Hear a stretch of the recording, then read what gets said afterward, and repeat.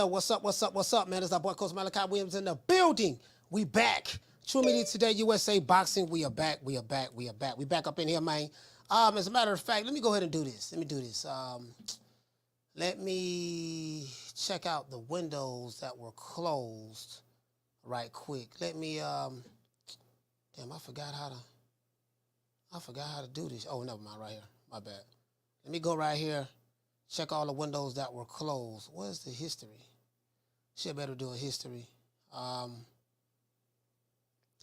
want to say, no, that wasn't it. That wasn't it. So hold on, guys. I'm trying to. The old boy trying to do something. I'm trying to think. What the fuck? How can I find out? I have this new computer, man. This Windows, man. I'm like, this shit ain't like motherfucking Mac. You know, you can go back and look at your history up top. And I'm trying to see my history right quick. So, oh, you know what? Wait a minute. Never mind. I know how to do it. My bad. Damn. I'm trying to learn this shit, man. Where's the history at? History. There we go right there. Recently closed, 6 tabs. Yeah, the 6 tabs. Okay, let's. Now, why is it doing that? How's it doing that? Okay, hold on, guys. I'm trying to. Yeah, man, you guys know I'm on the stickers of the icky. Hold on. No, I'm on the stick icky, man. Hold on, let me see what's up. Is this it right here? All right, cool. I think this it. No, that's yesterday. All right, cool. Don't worry about it. We're gonna do it like this here, man. Let's give everybody this here a round of applause. Y'all know hold on. I think my ADD don't kicked in. Y'all. So y'all gotta forgive me, man. It be little shit that get me. Like I'm a stickler for little things. Like the little shit, like I be like, damn, okay, everything gotta be set up right. Everything gotta be set up right and stuff like that. If it ain't set up right, man, that shit be driving me crazy. You get what I'm saying? It got to be set up right. If it's not set up right, it be driving me crazy, bro, for real. True. Hey, shout out to Mike, the mobile mechanic. What's going on, baby boy? What's happening, man? Hey, Edward say bipolar. Yeah, I got ADD and I'm bipolar. Now, I haven't been medically diagnosed now. I haven't been medically diagnosed, but I diagnosed myself, man. I went on, I don't see enough Doogie Howser, General Hospital, Grey's Anatomy, you get what I'm saying? I don't see enough, all of the, what was the hospital shows, there was Dr. MD, what was the hospital shows that come out in the 80s? I forgot the hospital shows. I don't see enough of those to realize, Carl A say, no issue with making sure everything is proper. Yeah, I'm a stickler for that, fam. I'm like, man, everything has to be right. You get what I'm saying? Everything has to be right. I thought my computer, man, Chrome was tripping. I couldn't get the sound on. I had to restart the computer twice. You get what I'm saying? Hey, shout out to NBW. Doughboy, you say about time, boo-boo, in a big fight, fight a big name. Hey, check it out now. Hold on. Now, I know a lot of you guys are excited about Demetrius Andrade. Ain't nobody really talking about him right now. You get what I'm saying? So I guess I'll be the first one jump out the gate. Ain't nobody really talking about Andrade right now. And that's the thing that gets me right. Okay, now y'all check this out. Andrade and Canelo are going to fight. Well, not Andrade and Canelo. My bad. Andrade and the Mexican Monster are going to fight each other. Now, hold on. This is what I had to show y'all. Why it won't show me? This is what I had to show y'all. I'm finna show y'all what I had to show you. This is what I had to show you now. Where is that? Let's go back to history. His story. Let's go back to his story. Okay, there we go. Ta-da! All right. Bam, that's one. I got it, y'all. I got it. It's taking me a while to figure out this Mac. To figure out this Windows. Let's see, we have that one. Let's see, where's that one at? We're going to hit that one there. I got to figure it out now. The old boy don't figure it out. I don't think I'm getting all timers right now. You know what I mean? I don't think so. But now I got a new computer, so I'm trying Hold on, let me see what's up. All right, let's see what's up. Where that one at? Where's this one? Where is? All right, restore that one. And there's another article that I wanted. There's an article that I wanted to show you guys.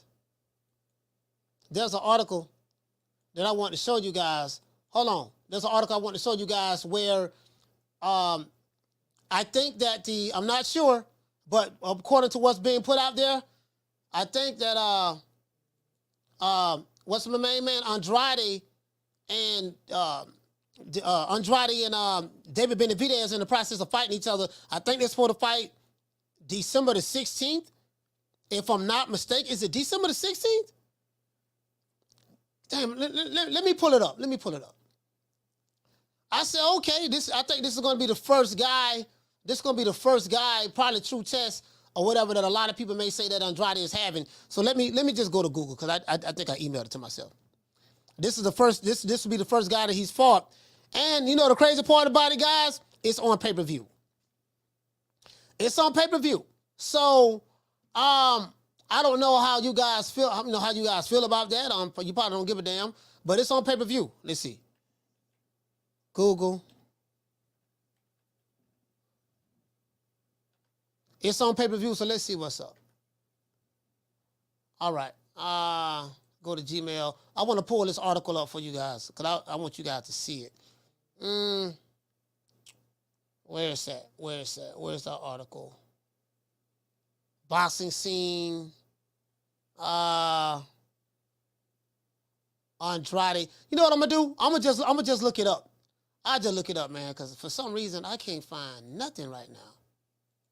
It has to be the weed. It has to be the weed. Shout out to Green Eyes P. What's going on, sis? Shout out to Knockdown 305. Listen, but all seriously, these guys are it's going down. They're going to fight each other, which I think is a good thing. The only issue is it's a pay-per-view fight, right? Now, in my opinion, this is a non-pay-per-view fight that they're putting on pay-per-view. I'm going to tell you guys why they are putting it on pay-per-view. Because both of these fighters, they probably have a high guarantee, and the networks and the networks don't want to pay the guarantee. Whatever money that they was promised, or whatever money that they was promised by Al Heyman, I don't have the money, and nobody else. And the network said like, man, we ain't finna pay these niggas all this goddamn money, man. And here you go right here. We're not finna pay these niggas all this goddamn money, and we're not gonna see a return on our investment. Like if these if these white folks don't see that it's gonna make sense, like Booger Ray always say, it has to make sense. Well, apparently to the white folks who put the money up, it don't make sense. So if it don't make sense, they're not gonna put that money up. True. Shout out to Boo Hoo. What you say? You say nobody's buying this. I totally agree, bro. Hey, Boo Hoo, let me pull this up. I'm looking for it right now. I pulled up one article. I pulled up the mandate with Canelo. So I did pull up the mandate, but let me pull up this other article. Bro, like, ain't nobody buying that. And this is a Big J. What you say? You say, dang, they're trying to sell us anything on pay-per-view. Exactly. Check this out. Do you guys remember, was it 2 years ago? Was it 2 years ago? No, it was last year. Last year, 2022. January 2022, February 1st, 2022. Guess what two fights they had on pay-per-view? Oh, you ain't gonna believe this. Well, you guys gonna believe it. Guess what two fights they had on pay-per-view? They had, January 1st, they had King Kong Ortiz, the quote-unquote boogeyman of the heavyweight division. With some of the funny shit I've heard of in my life. Him and Charles Martin fought pay-per-view. That was January 2022. The next month when Thurman came back, guess who we fought? He fought Mario Barrios on pay-per-view. The same Mario Barrios that got knocked out, got stopped by Tank Davis at 140 pounds. So Ortiz and Martin did less than 25,000 pay-per-view buys. Keith Thurman and Barrios did like 40,000 pay-per-view buys. Or less than that. Right? And like literally this what they did. Like this what they did, bro. Hold on, I'm gonna find out. So I have the Canelo. This what they did, bro. This is exactly what they did. And then now, who in the hell, like you said, who in the hell gonna buy this? Who is going to buy this? I'm not complaining about the fight. I think that, hey, man, okay, at least we got a good fight coming up. But who is going to buy Demetrius Andrade and David Benavidez? No one is even interested in neither one of these guys, and because they do have a fight coming up. No one is interested in them. Like, look at the audience that's over here now. No one is really checking for those guys. No one is checking for doggone Demetrius Andrade and David Benavidez. They can't even pull out a crowd even on my show. So that tells you no one is interested in the subject matter. No one is interested in these guys. So that's going to be a hard sell for the paying public. Brady 12 said because Boo Boo is trash. But what I'm saying is, do you get what I'm saying? That's going to be a hard sell for the paying public. I say I'm gonna cover it because it's Andrade, stuff like that. People, man, you don't talk about Andrade. You don't talk about Andrade. You don't talk about David Benavidez. Look, man, I'm talking about Andrade. I'm talking about David Benavidez, and the people don't even want to hear nothing about him. True. Don't nobody want to hear about him. Like literally, nobody want to hear about him, bro. Man, you get what I'm saying? Like I'm just being honest, bro. Ain't nobody over here protesting for Andrade. Nobody. Well, I know Coach Eddie is, but outside of Coach Eddie, I don't know nobody else. The Mexican Monster. Okay, this is a good fight.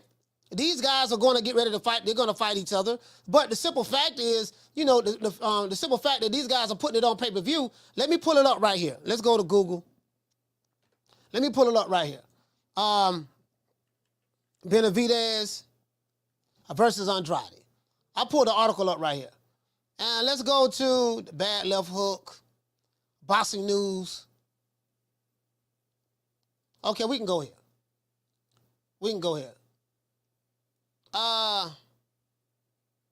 September the 22nd. Okay, here you go. I got the article right here, guys. Let me go ahead and read this. I pulled the article up. Right? So there was another article that I saw. It said that this fight was made. And I'm going to tell you the date. Now, a legacy fight. This is a legacy fight for Demetrius Andrade and David Benavidez. Some would say that, hey, man, David Benavidez ain't fought nobody. The biggest name he fought on his resume thus far has been Caleb Plant. Caleb Plant is famously known for being knocked out by Canelo for Undisputed, right?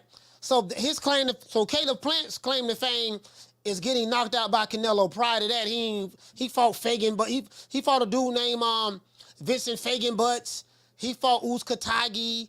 Uzcategui was somebody. He was somebody. You know what I mean? But you guys get what I'm saying though. So, but his claim to fame was slapping Canelo, getting slapped by Canelo, getting pushed by Canelo, and then getting knocked out by Canelo. So that's really more so his claim to fame. But then, I think Caleb Plant kind of took a hiatus a little bit. He didn't come right back and fight.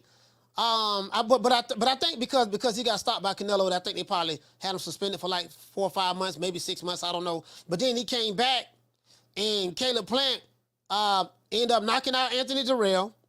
And Durrell said, "I never get beat by a white boy." He said, "I never get beat by a white boy." Well, the white boy whooped him, the white boy whooped him, knocked him out, and then what? Caleb Plant came back and he fought David Benavidez. And, trying to get back to glory because he said he wanted to rematch Canelo. Of course, I'm trying to fight Canelo right now. Everybody want to fight Canelo because this is the difference between Canelo and whoever you guys say is the cash cow in the sport of boxing. I'm finna break down to you what a cash cow is. When you fight Anthony Joshua, fighters make 8 figures.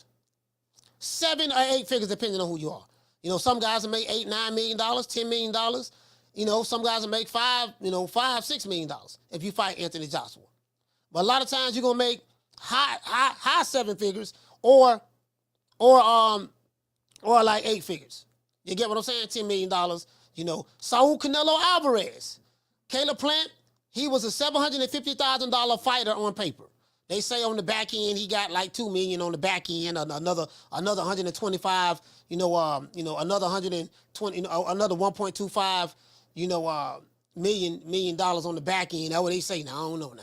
But then, so he came out to like maybe $2 million or whatever when it was all said and done. That's what they say. But on paper, what was being reported to Las Vegas, the man got paid $750,000 to fight Fagan Butts, and I think he fought another dude, Uzkatagi. No, he didn't get that much for fight Uzkatagi, but Fagan Butts and another guy before he fought Canelo, right? When he fought Canelo, he immediately made $10 million. When you fight Anthony Joshua, you immediately make $8, $9, $10 million or more. Usyk made more than that, right? You're going to make that. Now, they say Tank Davis is a cash cow. This is the problem.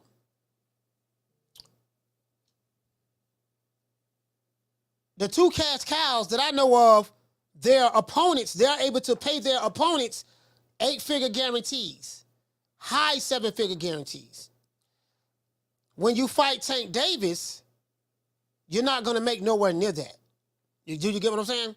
Outside of Ryan Garcia and maybe Leo Santa Cruz, I think Leo Santa Cruz made like $1.5 million or something of that sort. I'm not getting into the money like that, but I'm just trying to prove a point. There's levels to cash cow. Like a perfect example, if Devin Haney or Shakur Stevenson were to fight Tank Davis, the Booger Ray Leonard would say, well, we ain't paying them that kind of money, and they got to be more realistic and this and that, and you got to pay how you weigh, and they not really no star like that. But if Shakur Stevenson or Devin Haney fight Canelo, they're gonna make $8, $9, $10 million. Because Canelo is so much of a draw that he can afford to pay his opponent, their highest paydays like that. Esau Cruz, when he fought Tank, he made like $250,000, $300,000. You'll be lucky. Hector Garcia, he'll be lucky. He didn't make $1 million fighting Tank. I'm talking about guaranteed. Big Rolly Romero, it was reported to Las Vegas that he got paid $500,000 to fight Tank, $400,000 or $500,000 to fight Tank, and then allegedly he's supposed to got another $500,000-$600,000 on the back end or something of that sort. Was it his highest payday? Yes, but if someone like a Canelo were to fight that guy and that guy has something that Canelo wanted or Joshua wanted, they'll get paid a whole lot, way more than that. So that's the difference between, it's not as simple as, man, I'm a cash cow, this and that. That's the difference. I want you guys to look at that. That is the difference. Do you get what I'm saying? So, now, I have some great news, guys, about Demetrius Andrade and David Benavidez upcoming fight. Now, according to ESPN's Julius, Benavidez will face Demetrius Andrade with he has a title, I think, too. He will face Demetrius Andrade with the title on the line, for November the 24th on a PBC Showtime pay-per-view. PBC Showtime pay-per-view. You heard that right, pay-per-view. Now, for me, this is a good fight for Andrade. Why? Because this will allow the fans to see where does he rank in the pecking order of the Super Middleweight Division. On the other hand, on the other side of the coin, we have David Benavidez, guys, and according to an interview, the WBC President Mauricio Sulaiman, this is an interview that he did with a website called gambling.com. You guys can look it up. As a matter of fact, I'm sitting there tripping. I have the links right here in my description. So you got no, man, motherfucking weed, man. I'm on this goddamn weed, dog. But I smoked this weed like 3 hours, like damn near. I smoked this weed, bro, like 3 hours ago, and I'm still fucking high. Like this right here, boy. Boy, this is the stickiest of the icky. The stickiest of the icky. You want to smoke with the old boy Rick James? How normally, bro, like this. Now this shit I got cost about 200 a zip. 200 a zip. It's expensive, but boy, god damn, boy, it is what it is. Now, anyways. Mauricio Sulaiman, guy, this is what he said. Mauricio Sulaiman has, and this is the interview that he did. He said that Canelo Alvarez will be mandated to face his interim champion, David Benavidez, on the first half of 2024. Should he want to keep a hold of the famous green and gold belt, he will be stripped. Now, I don't believe that Mauricio Sulaiman is going to strip Canelo. He ain't stripped Jamal Charlo. Why would he strip Canelo? You get what I'm saying? For real, though. True. So we don't believe that. We don't believe you, right? Now, for David Benavidez, this is a high-stakes fight. Why is this a high-stakes fight for the Mexican Monster? I'm going to tell you why. If he can beat Andrade, he will land his dream fight against Canelo on Cinco de Mayo weekend. And if that's, and hold on now, and that's if Canelo were to fight him, was choosing to fight him. Because, you know, I don't believe that Mauricio Sulaiman is going to strip Canelo. I think he did it one time before, but I don't think they'll ever do that again. And again, you know, we're dealing with the WBC, we're dealing with Mauricio Sulaiman. You know, you have guys, you know, Jamal Charlo is in Florida, is in Pensacola with Roy Jones. The man ain't fought, and he still got the belt. Hold on, I'm finna show you something else. We got another situation with Savannah Marshall. She has to fight up mandatory, but she ended up getting injured. So she has an injury, and immediately they took her belt from her and said she's a champion in recess. I don't know what sanctioning body that is. I want to say it's the WBC, but I could be wrong. You know, I want to say it's the WBC, but I could be wrong. But I don't know. But automatically, she's a champion in recess, right? So the problem with these sanctioning bodies, guys, is they're not consistent. Did you get what I'm saying? Well, they are consistent, but they're consistent at being inconsistent. So now they're assuming that David Benavidez is going to beat Demetrius Andrade. If David Benavidez don't beat Demetrius Andrade, then of course Andrade would be in that spot. So you have two guys. This is a high-stake fight for Benavidez and Andrade because all roads lead to Canelo for the mandatory. All roads lead to Canelo. You know, David Benavidez will have an opportunity if he can win this fight to land his dream fight against Canelo. And more than likely, that'll be on Cinco de Mayo weekend, right? If Andrade were to win, that will put Andrade in the driver's seat to land the Canelo fight as well. Why? Because Andrade would then become the WBC interim champion. Right now, the WBC interim champion is David Benavidez, the Mexican Monster. You get what I'm saying? True. So the question I have for you guys is this. What do you guys think about the news? Do you guys feel that this is a legacy fight for both men? I feel like it's a legacy fight for both guys. You know, for Demetrius Andrade, he's been boxing for 15 years, and I cannot tell you what was a signature win for him. I had to pull up his resume and look and see. But I don't know. I can't think of one offhand. Do you get what I'm saying? So I think that this, out of his 15-year career, David Benavidez might be the biggest name on his resume, and out of David Benavidez's career, maybe Demetrius Andrade might be the biggest name. Either that or Caleb Plant. I don't know. Do you get what I'm saying? So this is a high-stakes fight because both of these guys trying to hit the jackpot. They're trying to hit Canelo. You know what I mean? Do you guys think that Canelo will fight the winner of Andrade and Benavidez? We do know that, Canelo told those guys, y'all fight each other. I'm busy. And y'all fight each other, man. I'm busy. I got stuff to do, stuff like that. So he told that to Demetrius Andrade. He has a horrible resume. You know, he has a horrible record. He fight nobody. And then David Benavidez, a lot of people saying that Canelo ducking him, but Canelo say this man ain't fought nobody neither. He ain't really did nothing. So now both of these guys who haven't fought anybody, according to a lot of critics or whatever, they get to fight each other. So I think that will make things a little bit more intriguing.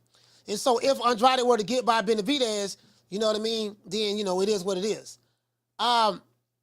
And your guys' opinion, should this fight be on pay-per-view? That's another question I want to have for you guys. Do you think this fight should be on pay-per-view? I'm on the record right now without even waiting for anyone's answer. I'm on the record right now letting you know, hell no, this ain't no pay-per-view fight, bro. You just sit here, you don't know what I'm talking about?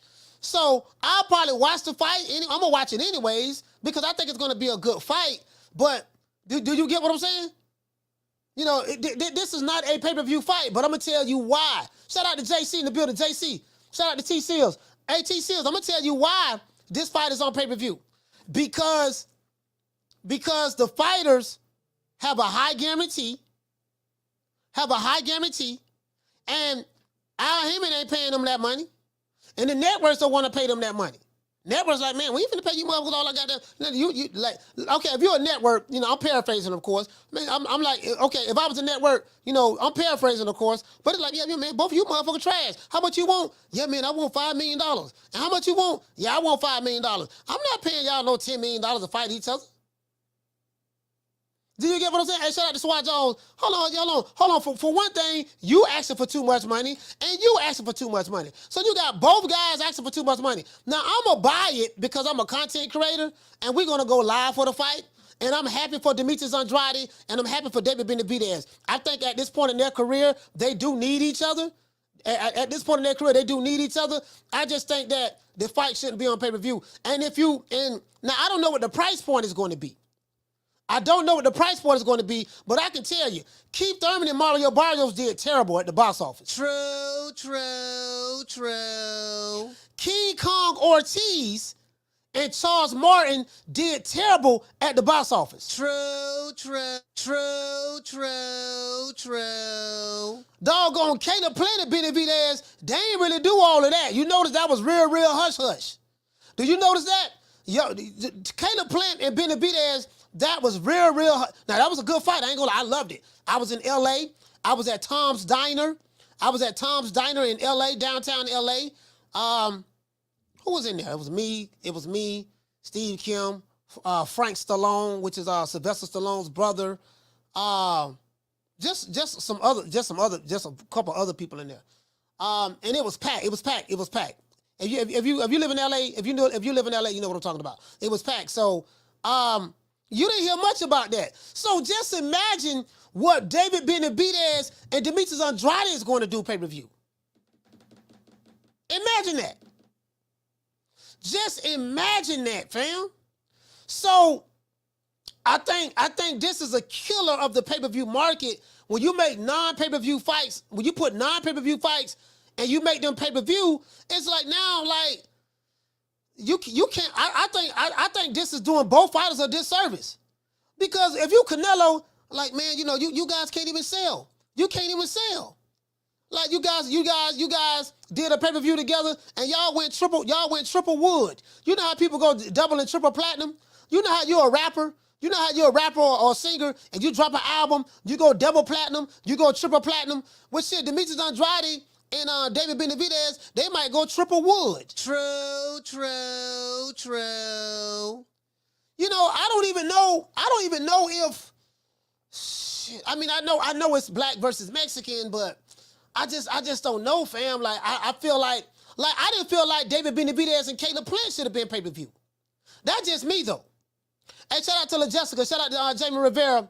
Shout out to Jamie Rivera. Do you get what I'm saying? I don't think. Oh yeah, and look at. Do you guys remember they had who? Didn't they have on?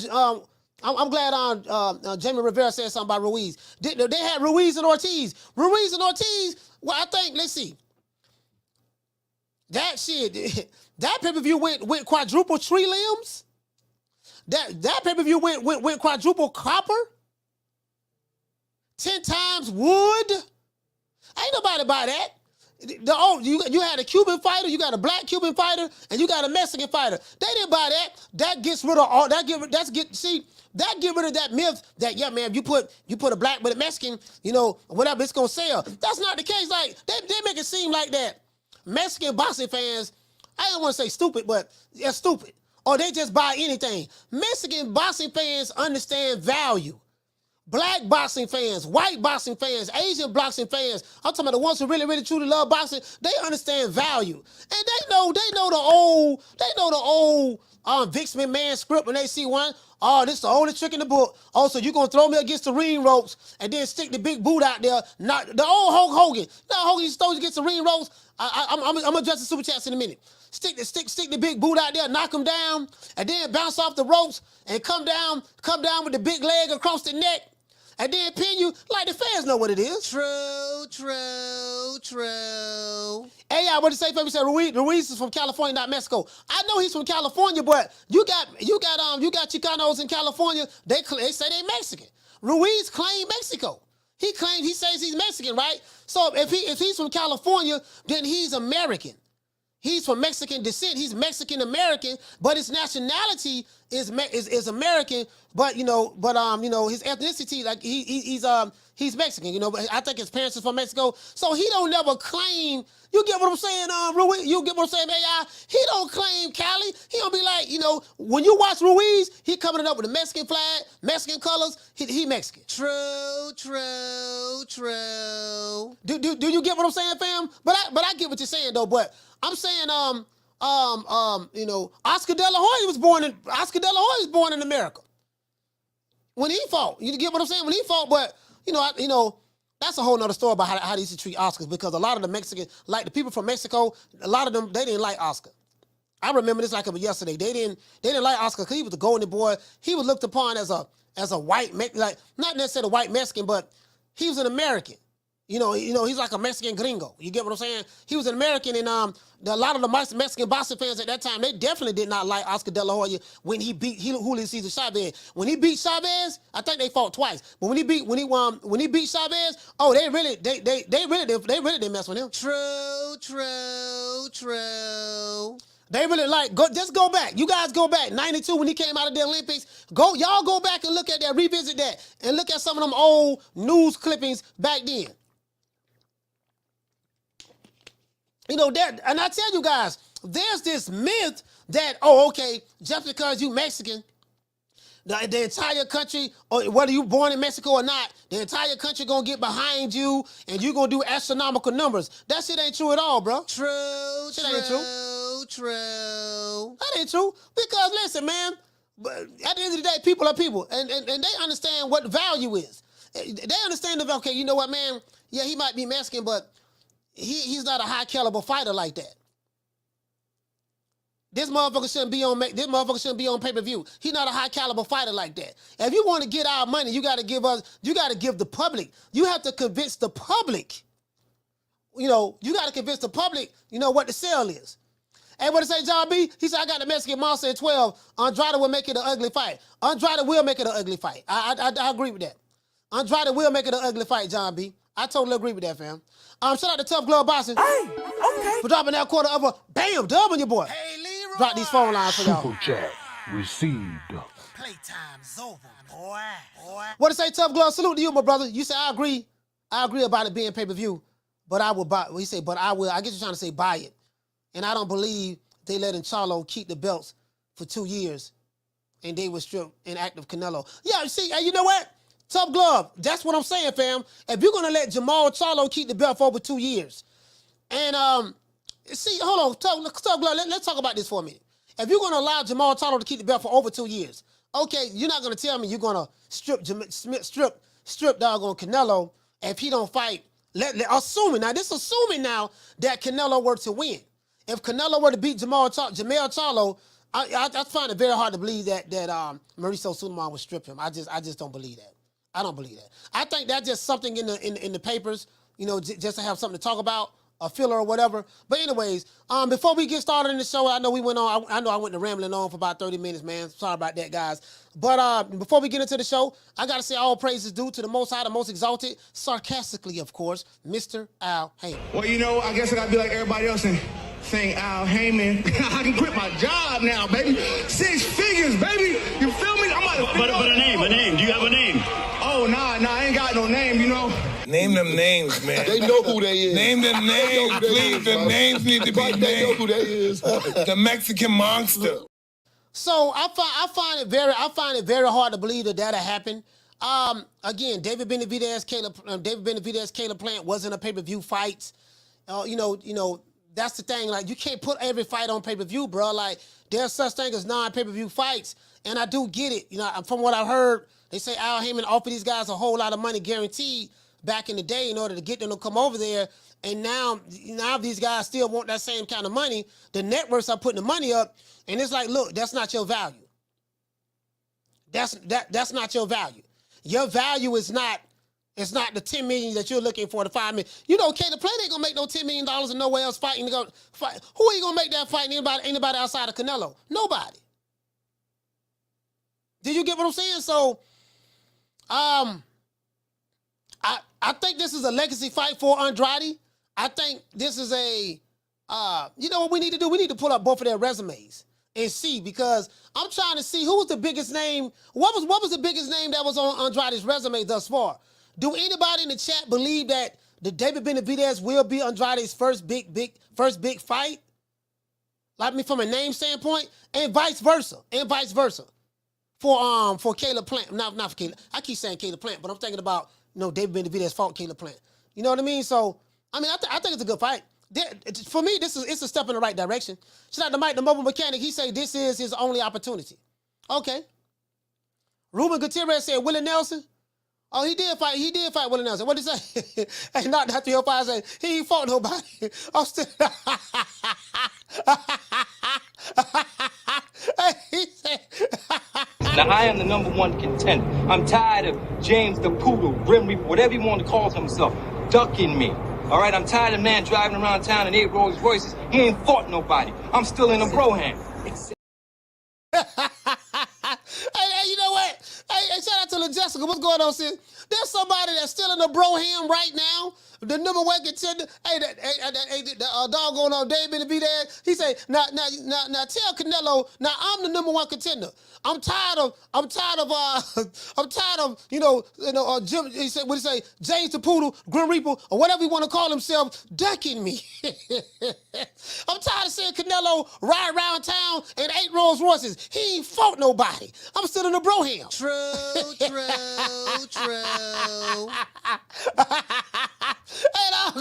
Hey, Swab, doggone, as soon as doggone Big Dello came over there to Death Row Records, soon as he came over there to Death Row, aka PBC, as soon as he came over there to Death Row and the PBC, guess what happened? Doggone, hey, doggone, Jose Benavidez Senior, he went on an apology tour. What was that song? Well, hey, what was the name of that song? What was the name of that group that made it? It's too late to apologize. Y'all remember that song? It's too late to apologize. I think it was. I forgot who it was. I think it was a pop group or whatever. He went on an apology tour. Like, man, Canelo, I'm so sorry, guy. I just my son. We still in the broham, and I'm just, we live in a. God damn, we've just been trying, man. We've been grinding it out, Canelo, and I know I've been very disrespectful. I was just trying to make the fight. I didn't know any better. I just, please forgive us. And Canelo, like, I know. Yeah, Canelo, I'm sorry. Snot. I heard doggone Jose Benavidez. He had snot coming out his nose. He had snot coming out his nose and all that stuff there and crying. He went on every new media outlet in Mexico doing all interviews in Spanish. And then as a matter of fact, I hear he's still on tour right now. True. Shout out to Food Revolution. Shout out to D Block. Thanks. Shout out to D Block.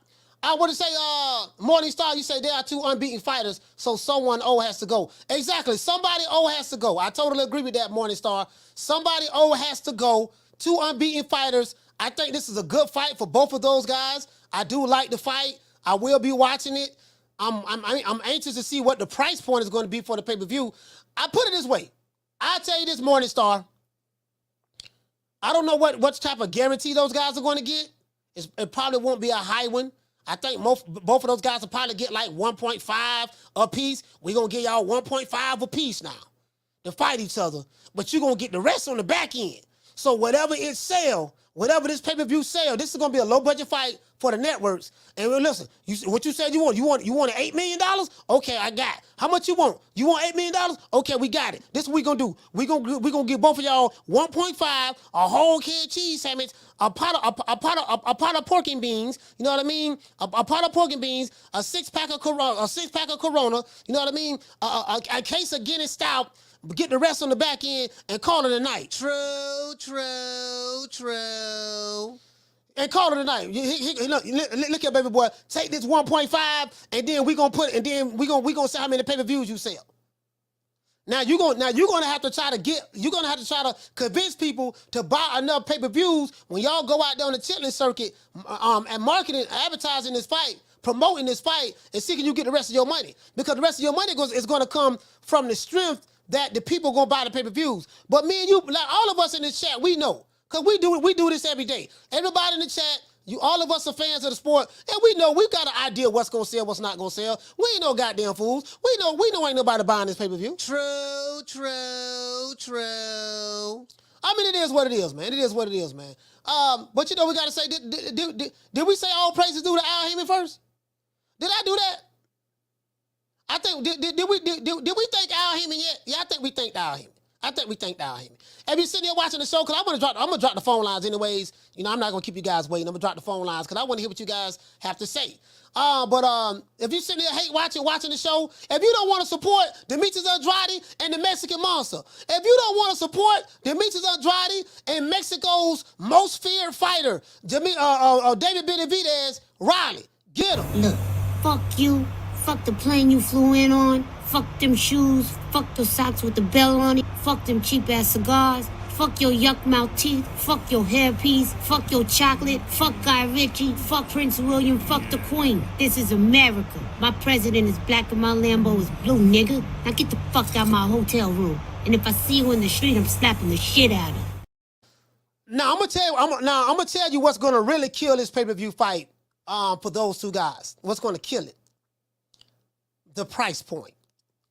Swab, if the price point of this fight with Andrade and Benavidez, if they trying to sell us this fight pay-per-view for $85, like who you think you with, Tank? You nigga, you ain't Tank. You know, if they try to sell this fight, shout out to my brother, shout out my main man, Thugger D, man, salute, brother. Shout out to Butcher Cat, man, Cassidy, JC, Steven 47, salute, bro. Shout out to Jose Ayala. If they try to put this fight at $84.99, $85, you know, this fight right here, guess what, man? Shit, nigga, 5 stick all day. True. You know, you're like, hey man, look here, man. Hey, look here. Hey, just imagine. Andrade and Benavidez is sitting down with Al Heyman. They sitting down with Al Heyman, right? Al looking at him crazy. He said, yeah, man, hey, Al, man, look here, man, we worth, look, man, we worth more than that, man. Like, look at my history. Look who I fought. Al Heyman, like, look here, man, you gonna take these $1.5 million. Them white folks is gonna say that. You guys gonna get the rest of your money on the back end of the pay-per-view. No, man, we want a bigger guarantee. Al. Who you think he is? DJ Quick? No, huh? No, I ain't saying Kid that. Capri? I didn't say that. Oh, you must be Jimmy Walker. Blue, you ain't nothing.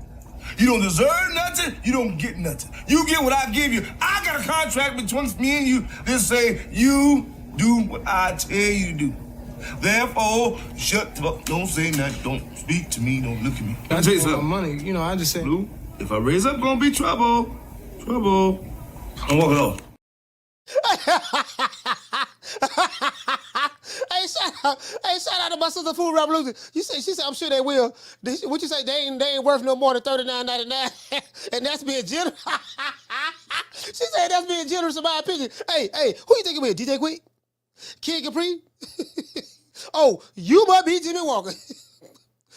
Andrade, Benavidez, you ain't nothing. You don't deserve nothing. You don't get nothing. You get what I give you. I got a contract between me and you that say you gonna take these $1.5 million. Therefore, shut the fuck. Don't say nothing. Don't speak to me. Don't look at me. Andrade, Benavidez, let me tell you something. If I raise up, it's gonna be trouble. Trouble. Now walk it off.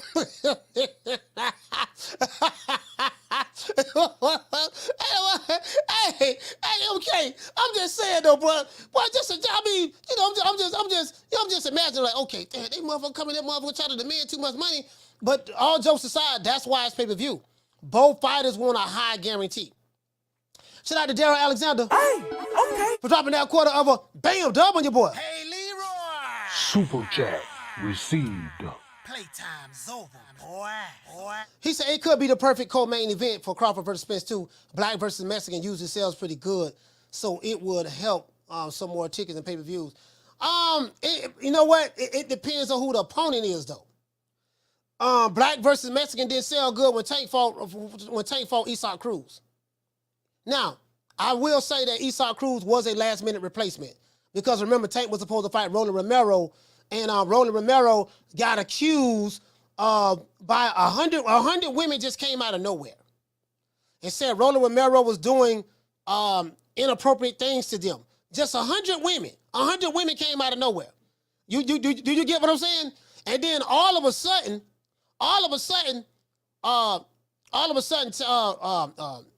Tank ended up fighting a replacement in Isak Cruz. That did 50-something thousand pay-per-view buys. Literally.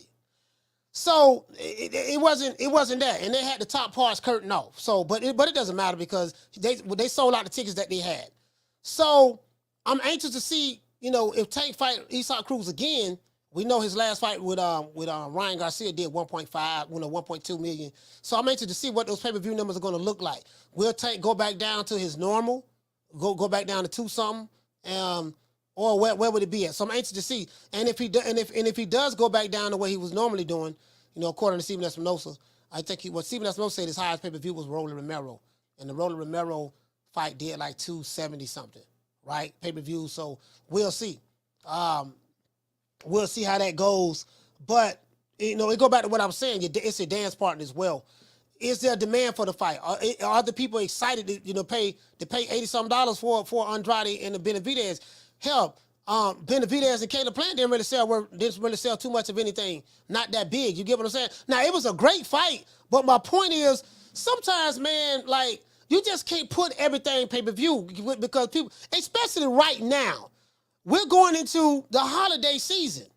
Thanksgiving, Christmas. So people holding on to their dollars. There's an inflation, inflation right now, a lot of inflation right now. So people like, man, okay, it's going to have to be something that they deem is valuable.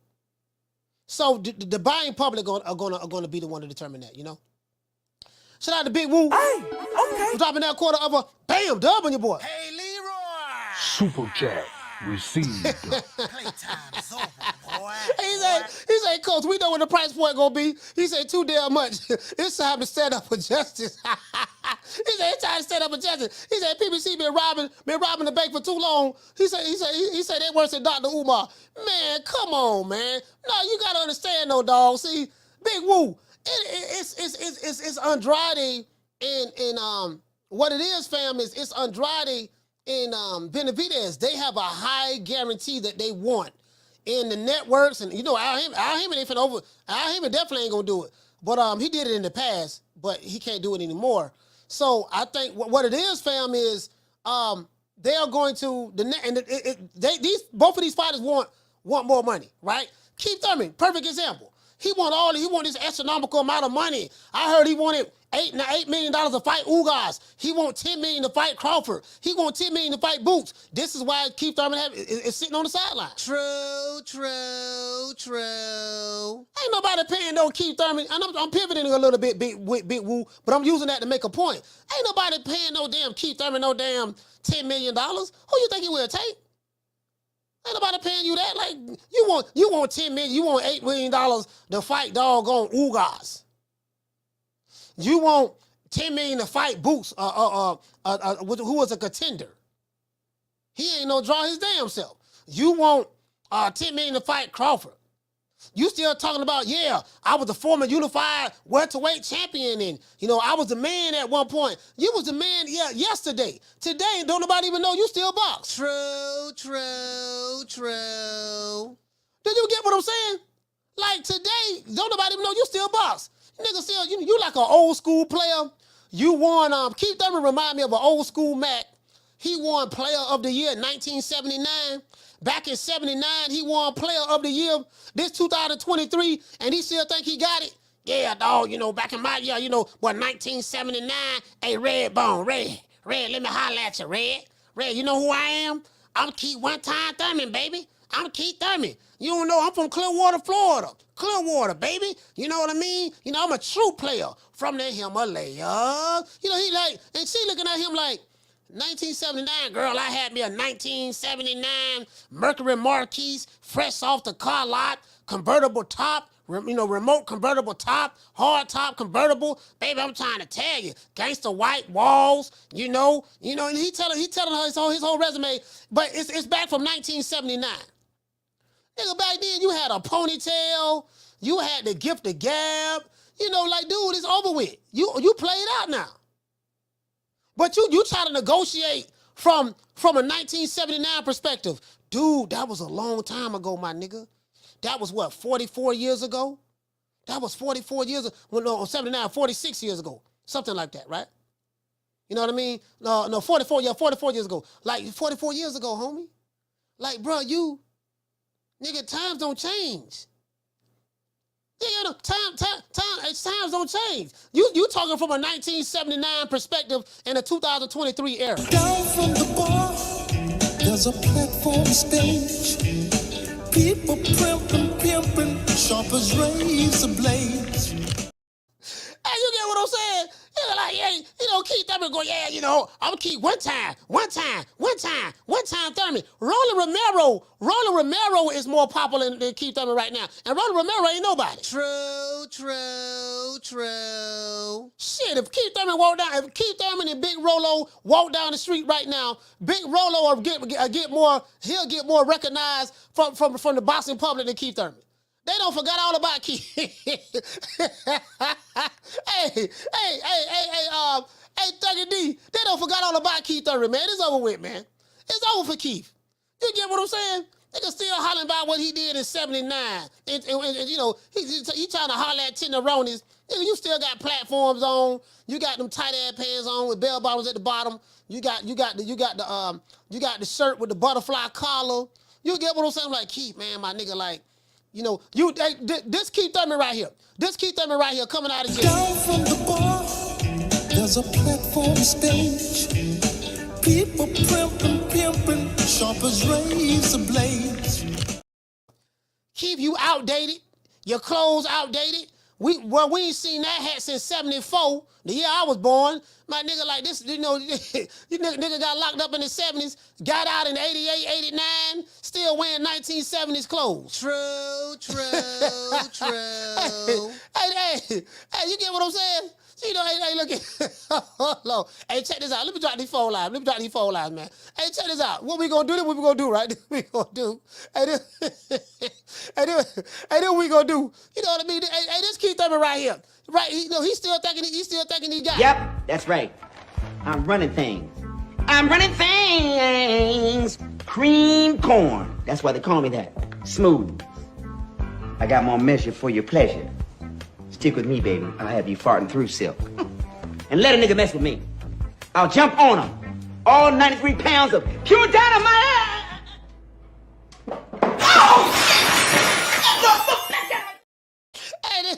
Hey, he said he wanted some smoke. And then when the dude, he said he wanted some smoke, right? And then when the dude pull up on him who really want the smoke, he jumping up running. I need $10,000. I need $10 million. Ow, tell him I need 10 mil. I got an O and I ain't afraid to let it go. I'm ready, baby. I'm active. Keith, one time, I'm like, man, Keith, man, that record don't play it out, dog. Don't nobody believe you no more, dog. Like, that shit sounded good in 79. But bro, this 2023, dog, and right now, bro, don't nobody believe you. You know what I mean? What Deontay Wilder told Fury, he say, I don't believe you. No, he said, we don't believe you. You sitting back saying you gonna knock somebody out. You ain't never knocked nobody out. You pillow fist. You got pillow for fist. Y'all remember Wilder? Hey, Shad. You remember when Wilder told Fury that? He said, you pillow fist. You got pillow for fist. You know what I mean? When have you ever knocked somebody out? When you sit back and tell me you switching your trainers and stuff, you switching from Ben Davidson to doggone Sugar Hill Stewart, it don't matter who you get. It don't matter who you get. Radio Raheem. It don't matter who he get. Radio Raheem. Your people too, bro. They're your people too. He say, hey guys, hey, this is Radio Raheem, and I'm sitting here with the bronze bomber Deontay Wilder. Hey Wilder, yeah, what's up? Hey, I noticed in another interview you said that your people been fighting for 400 years. Can you please clarify what you mean by that? Your people too, bro. Yo, what you mean, my people? They're your people too, bro. They're your people too, bro. True. They're your people too, bro. To this day. What do you mean? What do you mean by that? What do you mean by your people? You just sit here, you don't know what I'm talking about? He got pillow for fists. He got pillow for fists. You know what I mean? But I'm like, man, motherfucker, hey, radio, right? Radio. Motherfucker, radio. Hey, Wilder look like he finna put hands and foot so dog on Radio right. I say, damn, he finna beat the brakes off this nigga here, man. Man, don't do the man like that. Don't do the man like that, bro. Here go right here. Here it go right here. And we know what the outcome was. Here it go right here. I want to show you guys this. Check this out. Now, according to the Bleacher Report,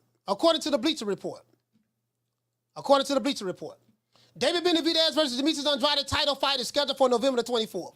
Bro, isn't this when is Thanksgiving this year? Does Thanksgiving fall on the 28th? Let me see. Let me look at my calendar. Let me look at my calendar, man. Shit. Let me see. What does Thanksgiving fall on this year? Oh, Thanksgiving fall on the 28th. So, the 24th is a Friday. The 24th is a Friday. Let me say it one more time. Let me say it 3 times like Dr. Umar Johnson. The 24th is a Friday.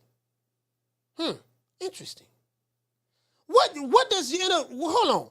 Does Thanksgiving fall on the 28th? Well, hold on. Let me see. Hold on. Let me go right. No. Wait a minute. The 24th is a Friday. Does Thanksgiving fall on the 23rd?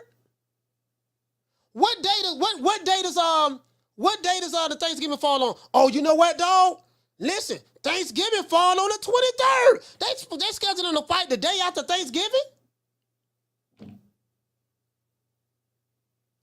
And listen, you know you got them football games gonna be on too. College football, NFL. I don't know about this, fam. Bro, like I really, you know what, bro? Hey, Cole, I don't know about this, bro. I don't know if they should make this a pay-per-view fight. Do you get what I'm saying?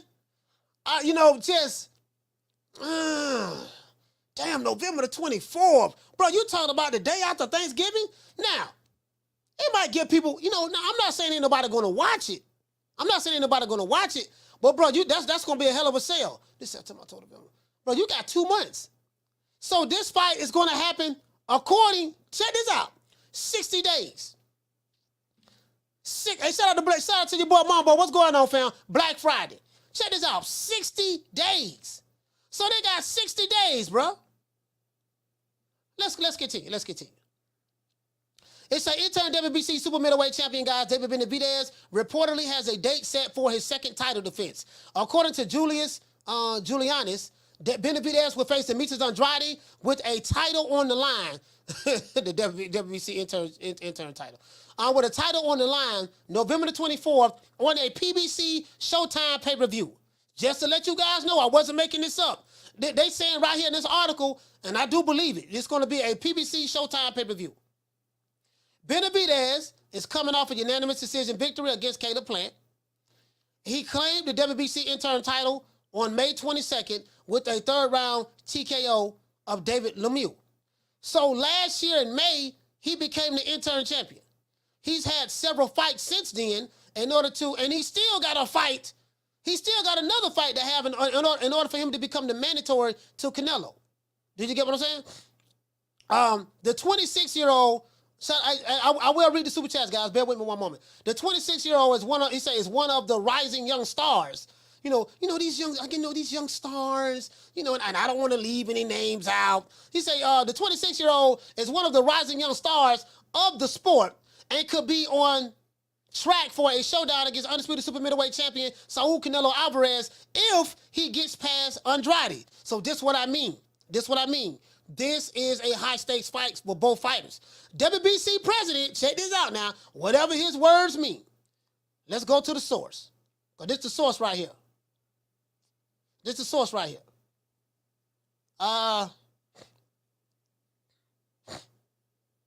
So check this out. David Bennett, hold on. I want you guys to see this. This is the source. This is the source right here. Mauricio Sulaiman. But let's go back. It says Mauricio Sulaiman recently said Benavidez has been tabbed as the mandatory challenger for Alvarez's 168-pound belt. Alvarez is set to defend his titles against Jamel Charlo. Now check this out. If Jamel Charlo were to upset Canelo, guess what? That throw all this in flux. Because you know that Canelo is going to want a rematch with Jamel Charlo. And the WBC will allow Canelo to get his rematch to avenge his loss. That's if he were to lose. Not saying he is, not saying he won't, but if he were to lose, then, Cinco de Mayo next year going to be Charlo and Canelo all over again rematch. But if Canelo were to win, he's saying that, hey, Benavidez has been tabbed as a mandatory challenger. But guess what? Benavidez is going to have to beat Demetrius Andrade. If he beats Demetrius Andrade, then yeah. If he don't beat him, it's just ifs. There's a lot of ifs. You get what I'm saying? So we'll see how that play out. It says Andrade is a former two-weight world champion who had the WBO middleweight title as recently as 2022. He vacated the title last August over his refusal to defend it against Janabek. So they said that Demetrius Andrade refused to defend his title against Janabek. This is why people say Demetrius Andrade is duck Janabek and he's a duck. True. This is why they said this here, right? They said doggone Andrade, he ducked Janabek. So he ducked him. You get what I'm saying? So now Andrade ended 14 months of inactivity when he faced Damon Nicholson. I think he faced another slick black fighter. Would you guys consider Damon Nicholson, a slick black fighter? He's black, but would you consider him a slick black fighter? Just want to throw that out there, right? But it said, he ended his 14 months of inactivity when he faced Damon Nicholson in a 10-round unanimous decision fight in January. Now, this is a fight that Andrade, he fought on the undercard of Tank Davis and Hector Garcia. This fight right here, Andrade got dropped. Damon dropped Andrade, but the referee did not count it as a knockdown. True. Now the 35-year-old once again has an opportunity to put himself one step closer to face Canelo Alvarez if he can get by David Benavidez. So that's the article there. That's the article there. Now check this out. Hold on. Now hold on. I got another article to read y'all. Now you know what? That's Mauricio Sulaiman saying that Canelo is being mandated to fight. Now, this is the follow-up.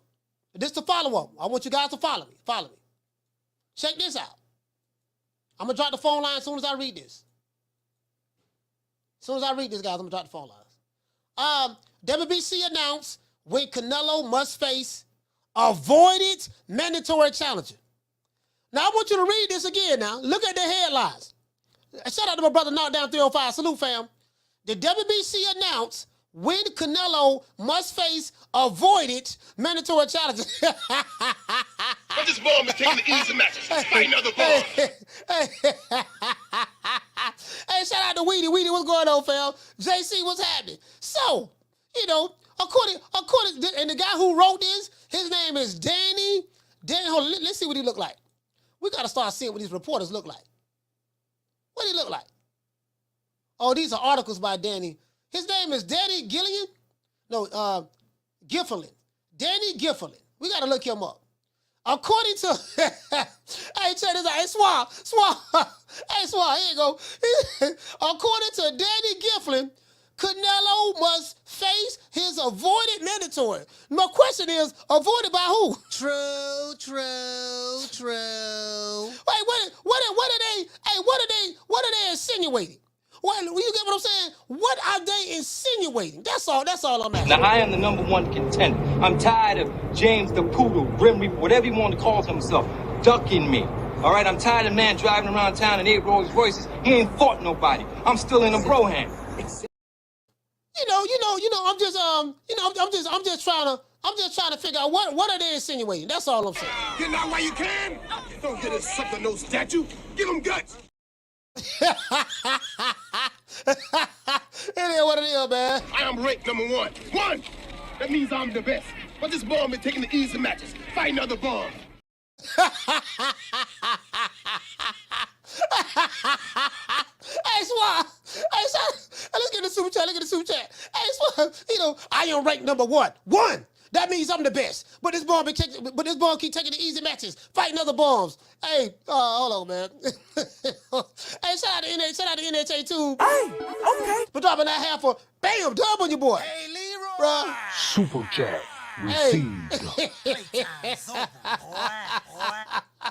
Hey, He said, getting out while you can. Don't give this sucker no statue. Give him guts.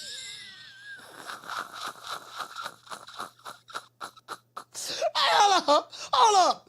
Demetrius, hold on. Clubber Lane got the fight with Rocky. I'm going to pivot a little bit before I read the super chat. Clubber Lane got the fight with Rocky. Shout out to Jason Follow Christ. Shout out to Brother Tough Glove Boxing. Listen, Clubber Lane got the fight with Rocky, but he had to pull up on him. He pulled up at his statue revealing ceremony. The police chief was out there. His wife was there. His kids was there. His brother-in-law was there. You know, all the people was there. And he pulled up on Balboa. Pulled up because Balboa was ducking him. When doggone Demetrius Andrade did the same thing. Hey, M. Cole, check this out. Oh, hey, hold on. I'm finna piss some Canelo fans off. When Demetrius Andrade did the same thing, he pulled up at the press conference of Canelo. The same thing Clubber Lane did. And when Clubber Lane did it, we cheered Clubber Lane. We were like, yeah, man, nigga, Clubber Lane pulled up. That's what I'm talking about. We cheered him. You get what I'm saying? We cheered him. But when Demetrius Andrade pulled up on Canelo, you get what I'm saying? Everybody, oh, man, you was a horrible fighter. Yeah, man, he disrespected Canelo. He the nerve of him to come up to Canelo like that. But I came up in the pull-up era. You get what I'm saying? I came up in the pull-up era back in my day. You know, I don't know nothing about you jitterbugs going on today. You whippersnappers today, right? You whippersnappers don't know nothing about that. But back in my day, I came up in the pull-up era. You know, I came up when you wanted to fight, you wanted some smoke, you pulled up. If you go to a restaurant, I go to the restaurant. If you go to the beach, I'm going to the beach.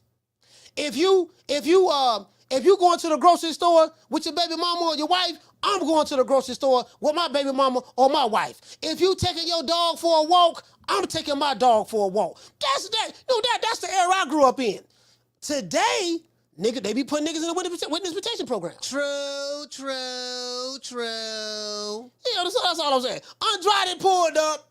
Everybody jumped down the man's throat. Everybody ridiculed him. Oh, man, you know, he ain't got no nerve. He got the nerve to be putting up on Canelo. But Clubber Lane did it. Nigga, sure enough. Listen, you guys remember The Last Dragon? No, y'all remember The Last Dragon?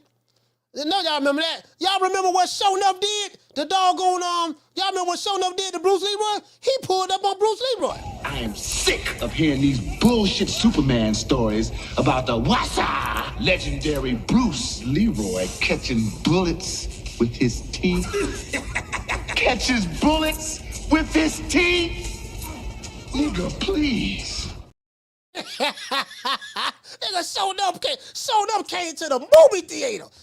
Listen, he saw a light-skinned nigga sitting in the front row named Bruce Leroy. He was eating popcorn with chopsticks.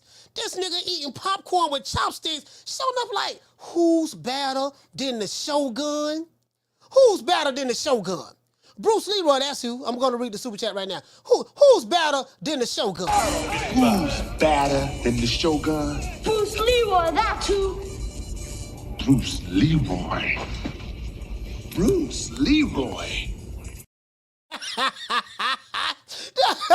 Just saying. Hey, all I'm saying, dog, Andrade pulled up. He pulled up like Clubber Lane. He pulled up like Show Enough. He got ridiculed. That's all. That's all I'm saying. Now he did duck Janabek. Now he ducked Janabek. True. He did that. True. He refused to fight him. Shout out to NHA too, man. Salute fam. You say Boo Boo was the best in the amateur class. He beat Thurman, Jacob, and Porter, and was the only one to rep USA in the 08 Olympics. Yeah, for sure. You're right about that, bro. You're right about that. He said my Cape Verdine brother is going to show and prove why he been ducked so much. Okay, for sure. All right, fam. All right. Shout out to Mr. Nice. Hey, okay. For dropping that quarter of a bam dub on your boy. Hey, Leroy. Gonna drop these phone lines right now, man. Received. Playtime's over, boy. Hey, what it say, Mr. Nice? He said they don't do it like Shannon Briggs. Pull up no more. No. You know what? The fans be protecting these niggas, man. That's what it. Hey, Mr. Nice. They got the fans. These boxing fans today. The social media boxing fans. Not us old school cats, but the social media boxing fans, they be having their fighters in the witness protection program. They will attack you online. They'll attack you. Oh man, you gotta be nice if you want to try to get that fight. And you know, like these boxing fans now, they want you to kiss a nigga ass to get them. Down from the bar, there's a platform stage. People pimping, sharp as razor blades. Hey, Mr. Nice, you try to pull up now. The fans are jumping the way. I dare you come over here and pull up. Man. Let's go ahead and get ready to drop these phone lines, man. Shout out to Gloria Day and the Fabulous Set Trips, and we're going to drop these phone lines. Gloria Day and the Set Trips. These niggas don't play. We don't play. You ain't heard, they be tripping. We be tripping. So they swerving on. No faking and no snitching. And repping hard for the set. Oh, mamas, it ain't no lie. Because niggas gonna bust. Yeah, man, right now, bro, I'm trying to tell you, boy, right now, boy, you mess around, bro. You pull up today, you'll have a flock of fans sending you threatening text messages on Twitter, Instagram, anywhere you go on social media, they stalking you. You got the nerve to be calling my fighter out. You got the nerve to be, trying to make him fight tough competition. You got the nerve to try to make him fight his mandatory, something that fighters have done throughout the history of boxing. You got the nerve to want to make him fight the number 1 contender. And then if he beat him, he got to fight the number 2 guy, the number 3 guy. You got the nerve to do that. Boy, in today's time, boy, these boxing fans today, boy, they will, man, shit. I think some of these fans are jumping. I tell you what, some of these boxing fans, I'm talking about on social media, online, some of these boxing fans, if their fighter was getting shot at with live bullets, some of these fans will jump in front of the gun like, no, and to take the bullet for their fighter. True. Damn, my nigga, like, you don't want to see him fight? You don't want to see him fight nobody? You don't want to see him fight nobody? Nigga, no, nigga, he got to earn the right. I'm like, damn, okay, hold on. Yeah, that's how they did it back in the day. That's old school. Don't nobody do that no more. Don't nobody pull up no more. The top guys don't fight each other no more. He ain't nobody. He ain't got no Rolls Royce. My fighter got a Rolls Royce. They go to making straw man arguments. This is what they do, right? In today's time, they make phone lines open, man. 530-494-9636. They make, let me drop the phone lines. They use non-boxing arguments. They'll take non-boxing arguments in order to, they'll just take non-boxing subject matters to make a boxing argument. Like, dude, his car, how much money he made, how fine his girlfriend is, how many Instagram followers he have. You do know that has nothing to do with him fighting, right? That's a non-boxing argument that you're making, right? You're taking Instagram followers, clothes, females, he popping bottles. You're using all of that non-boxing talking points to make boxing arguments. You do know that. You want to talk some shit? Call me. Start some shit, bitch. Sup, fool? You gonna talk shit about me, homie? Where you from? Hundreds of niggas is waiting for your motherfucking call, and they all talking shit about you right now. Call the coach at 530-494-9636. We waiting on your bitch ass. Man, shout out to Buckle Up Boxing Talk, man. Salute to you, fam. Shout out to Carl A in the building, Knockdown 305. Shout out to Boohoo. Shout out to Mr. Nice, Gertz. Swat Jones in the building. Jason Follow Up Christ. Salute to you, fam. Brady 12. Larry Lopez, salute. 626 Jacobs. Ron Ultra, salute to you, fam. You get what he like me. I'm not gonna lie.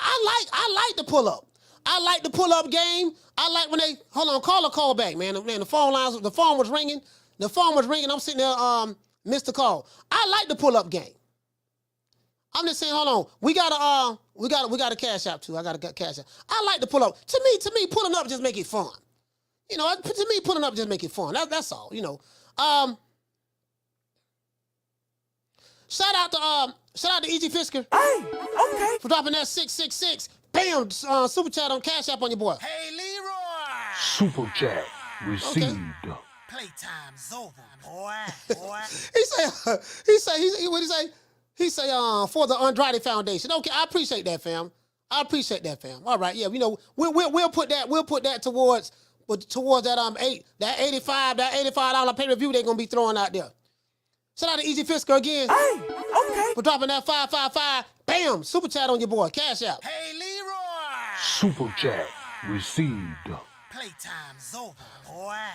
Yeah, Zing and Joyce will be fighting tomorrow as well, guys. I got Zing beating Joyce again. Joyce still too goddamn slow. Ain't got no defense. He like blocking punches with his face, and he had trouble fighting that southpaw. So I have Zing.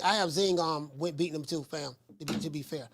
But you get what I'm saying though. Phone lines over, man. 530-494-9636, man. Y'all can call back. Hold on. But I don't know, man. Like I like the pull up. I like down from the bar.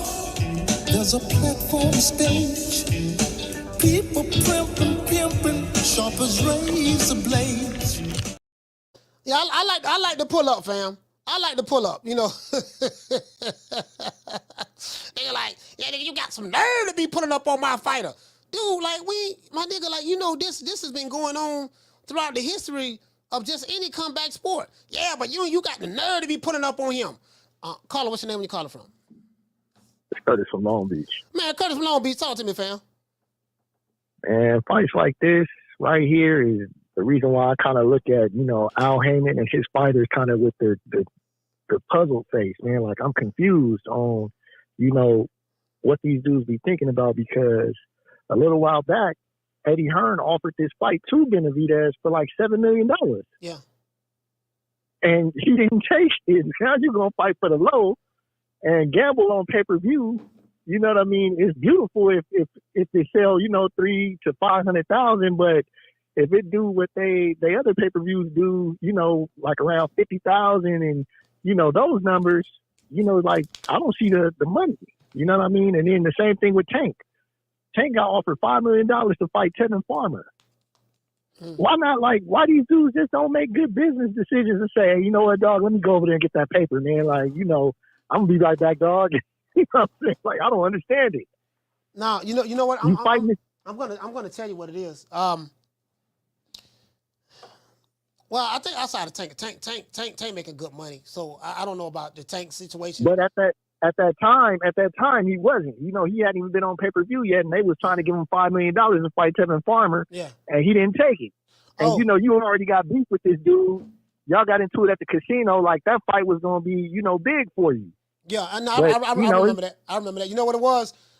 Tank, I think that Tank was listening to his advisors, Booker Ray Leonard, you know, Floyd Mayweather, and they told him, hey, man, they advised him, no, man, we ain't going that direction. We going in a different direction. And that's what happened with Tank.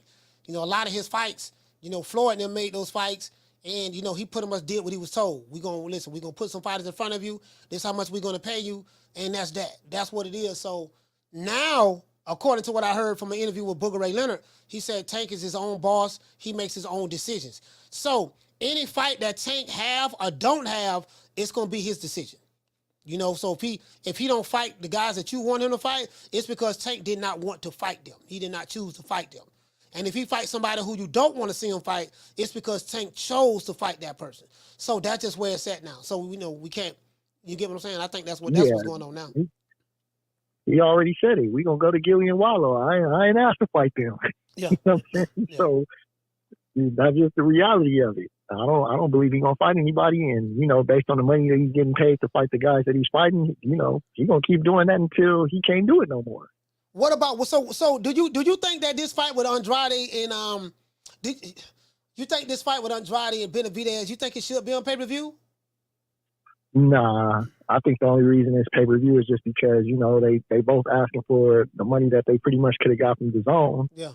And, you know, that's why it's on pay-per-view. They saying, hey, we ain't got that type of money, but if you want to gamble on yourself and go to pay-per-view, this is what we'll give you. And, you know, this is the upside on it. And I think that's why it's on pay-per-view. But, you know, it don't deserve to be on pay-per-view. You know, this is a Saturday, it's an HBO After Dark fight. Now, this is the thing, right? I'm going to say this before I let you go. You hear boxing fans, yeah, man, see, they betted on themselves. They betted on themselves. They took a low guarantee and betted on themselves. That shit sound good when you a fighter like a Tank Davis or Canelo Alvarez or Anthony Joshua or something. It sound good. But when you a whole head cheese sandwich and you signed to the PBC, Keith Thurman betted on himself with Mario Barrios. How did that turn out? Come to find out, the guarantee, you know, if he would have got a bigger guarantee, he would have made more money in that fight than he did taking 1.5 and getting the rest on the back end, because there's nothing there to get on the back end. Ain't nobody buy the fights. When your pay, Curtis, is based on how many pay-per-view sales that you sell, that's good when you are a draw. But when you're not a draw, and they say, yeah, man, we're going to bet on yourself. You're going to get the rest on the back end. Nothing from nothing leaves nothing. Dog, if ain't nobody buying your shit, dog, it ain't nothing to give you. You get what I'm saying? Yeah, and then even when you look at the people that you name that you know that do that, they not even betting on themselves. Canelo won $40 million before he even put his name on that flyer for that pay-per-view. You know what I'm saying? So he even won his guarantee. You know what I'm saying? Plus the pay-per-view back end. So them dudes not even gambling like that. So why would you?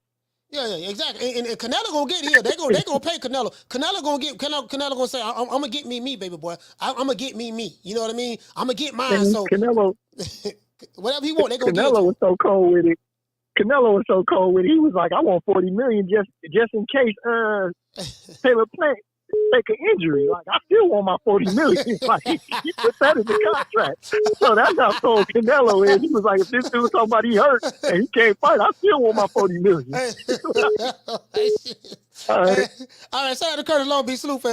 Hey, doggone shit, nigga Nello shit. Hey, nigga Nello like, yeah, man, I don't care nothing about it. I want my $40 million up front. You know, I want my 40 up front, boy. Call him, what's your name? Where you calling from? It's Ron from Duval, Coach. Man, Ron from Duval, talk to me, fam. Hey, Coach, you're 100% right on this one. I don't think that need to be on pay-per-view. Like, they really gassing this up. Like, you know what I'm saying? Like these guys are big draws or something. Like, I like Benavidez, but him and Demetrius, I don't see it. You know what I'm saying? I don't see it doing big numbers, especially on Black Friday, like you said. So, you know, I don't really see how they gonna make that, you know what I'm saying, make that money on that one like that, because a lot of people don't even know about Demetrius. So, you know, the casuals. Yeah. So, you know, it's tough, like, to sell a fight like that, especially on that day. That's a tough sell, bro. Like you say, Black Friday, Thanksgiving weekend. Man, look what all go on Thanksgiving weekend, bro. You're going to have NFL coming on Thursday, on Thanksgiving. Friday is Black Friday. People going to be watching all kind of movies. They're going to have some movies coming out as well around that time. I don't know if college football will be on. I don't know about college football, but they may have some bowl games on. I don't know. You know, I don't know. But, bro, like, I just think that's... Don't they usually do an NBA game on Black Friday? Yeah, it's going to be NBA. They're going to have NBA games around that time as well. They're gonna have them probably not Thursday. You know what? I think they have Thanksgiving games, but they have Friday games as well. It's just so much gonna be going on, bro, around that time. And for you to be fighters that are not draws, you're not a draw. Come on. You know, and then you're not a draw at all, and you asking me to pay $84, $85 to see two virtually no-name fighters fight each other. For facts. Like, I don't see the appeal. Like, I want to see the fight, but not for $85 on Black Friday. It ain't that important to me. You know what I'm saying? And then, like, it's for a title. What is this? A title eliminator? It's for the WBC interim title. Okay, for the interim title. So it's just like, all right, cool. Now, what you think about WBC mandating Canelo to fight? Benavidez. Yeah. I know. I like it. Benavidez has been the interim champion since May of 2022. So, So so check this out. If Benavidez, let's just saying if he were to get by Demetrius Andrade, if he were to get by him, and I don't know that, I think that's a toss-up fight myself. But if he were to get by Demetrius Andrade, it'd be 2 years that he's been the mandatory. You know what I mean? Like, True. or that intern guy. Now the mandatory hasn't been enforced by Mauricio. Now he's just enforcing it, saying that it will go into effect May of 2024. So we see what's going on. Hey man, we look, man, we're gonna allow you to, don't worry about the mandatory right now. We're gonna allow you to do this and do that. You gotta hold off. A lot of politics going on in boxing as well. So Al Heyman and them was probably like, look, man, don't worry about that. We're trying to get Canelo. Wait till Canelo finishes the contract with the DAZN. I think we'll be able to get him to come over here. You know what I mean? Because he ain't going to have nowhere else to go. We're going to have all the fighters he want. And then what we'll do is I'll holler at Mauricio Sulaiman, shoot him a couple of dollars, go ahead and mandate that fight. But in the meantime, in between time, we going to sneak Demetrius Andrade through the back door. You got to fight him. If you get by him now, you're going to get Canelo in May. That's the fight you always wanted. But if you lose, Andrade going to get him. That's the fight he always wanted. So you get what I'm saying? Right, exactly. Now, do you think they trying to push out Terrence Crawford? Do you think they're trying to make it so he just don't get a shot at going 3 times undisputed? Nah, I honestly don't feel that way. I think that I think you know what? I'm not gonna lie, man. I don't think that it's as bad as a lot of people may thinking it is. Yeah, we know the PBC don't really want to rock with him like that, but at the end of the day, his stock has went up tremendously. He is an undisputed welterweight champion of the world, and those guys at the end of the day, they're gonna do what make business sense for them. So if there's a demand for a Crawford, let's say he was to get by Spence in his second fight, and there's a demand, he's the hottest name in boxing. If you look on social media, everybody is still talking about Crawford and what happened damn near 2 months ago. They're still talking about him. Whether they hate him or they love him, he is the most talked about boxer, on the internet right now today. So that's true. If that still continue, which I don't see it stopping, especially once the rematch happened with him and Spence, if Canelo can win, and this month in September, and Crawford can win in December, which that's gonna be a hard sell right there because of what happened, and it's in December, holidays and all that stuff there. Then I see Showtime, I see the execs. This ain't necessarily Al Heyman. I see the execs, the white folks that put the money up, saying, "Hey, we need to make this fight. We gonna make a boatload of money on this, make that fight." And Al gonna have to fall in line. Whatever those white folks want at Paramount Global, that's what's gonna happen because they are the ones who put the money up. No, that's facts. And you know what? I'm going to just tell you the way I was looking at it, and I might be looking at it, a little negative. But I just think it's so funny how they conveniently saying, oh, okay, now you got to fight your mandatory or we going to strip you, when, you got people holding. That ain't even how the WBC rolls. Y'all don't have y'all pick and choose who, you know what I'm saying, when you going to when you going to make somebody fight their mandatory and when you're not. Because it's cool, when they not fighting them at certain points, but then come around now is all this bud talk. Oh, okay, and I just felt like maybe they wanted, they thought it was a risk that Canelo could lose if he get past Charlo. Maybe they thought, okay, maybe it's a risk for Bud to get the belts because Bud's on the way out. He's 36, and Benavidez is young. I got what you're saying. You're saying the timing. Okay. Yeah, no, I got you. Right. Now I'm getting it. You're saying the timing of it. Now Crawford talking about moving up and challenging Canelo, which that fight will probably go down, and in May. Talking about challenging Canelo, then all of a sudden, we gonna mandate David Benavidez to block Crawford. Yeah, I got you. Right. Yeah. I got you. But that was all I had though, Coach. I'm out. All right. Salute, fam. Shout out to Ron from Duval. But you know what though? What's a bigger fight? What would be a bigger fight in you guys' eyes? Now Canelo is very, very big. He's very big, man. Like, it's gonna be very hard for me to see Crawford. Guys know Crawford's my guy, but it's gonna be very hard for me to see him beating a Canelo. That guy's just too big, too strong, too powerful myself. But I think that Crawford fight, I think that Bud fight is a bigger fight than Canelo and Benavidez. Carla, hold on. I think that's a bigger fight than Canelo and Benavidez. Because no one is talking about Benavidez. No one is talking about him. And everyone is talking about Crawford.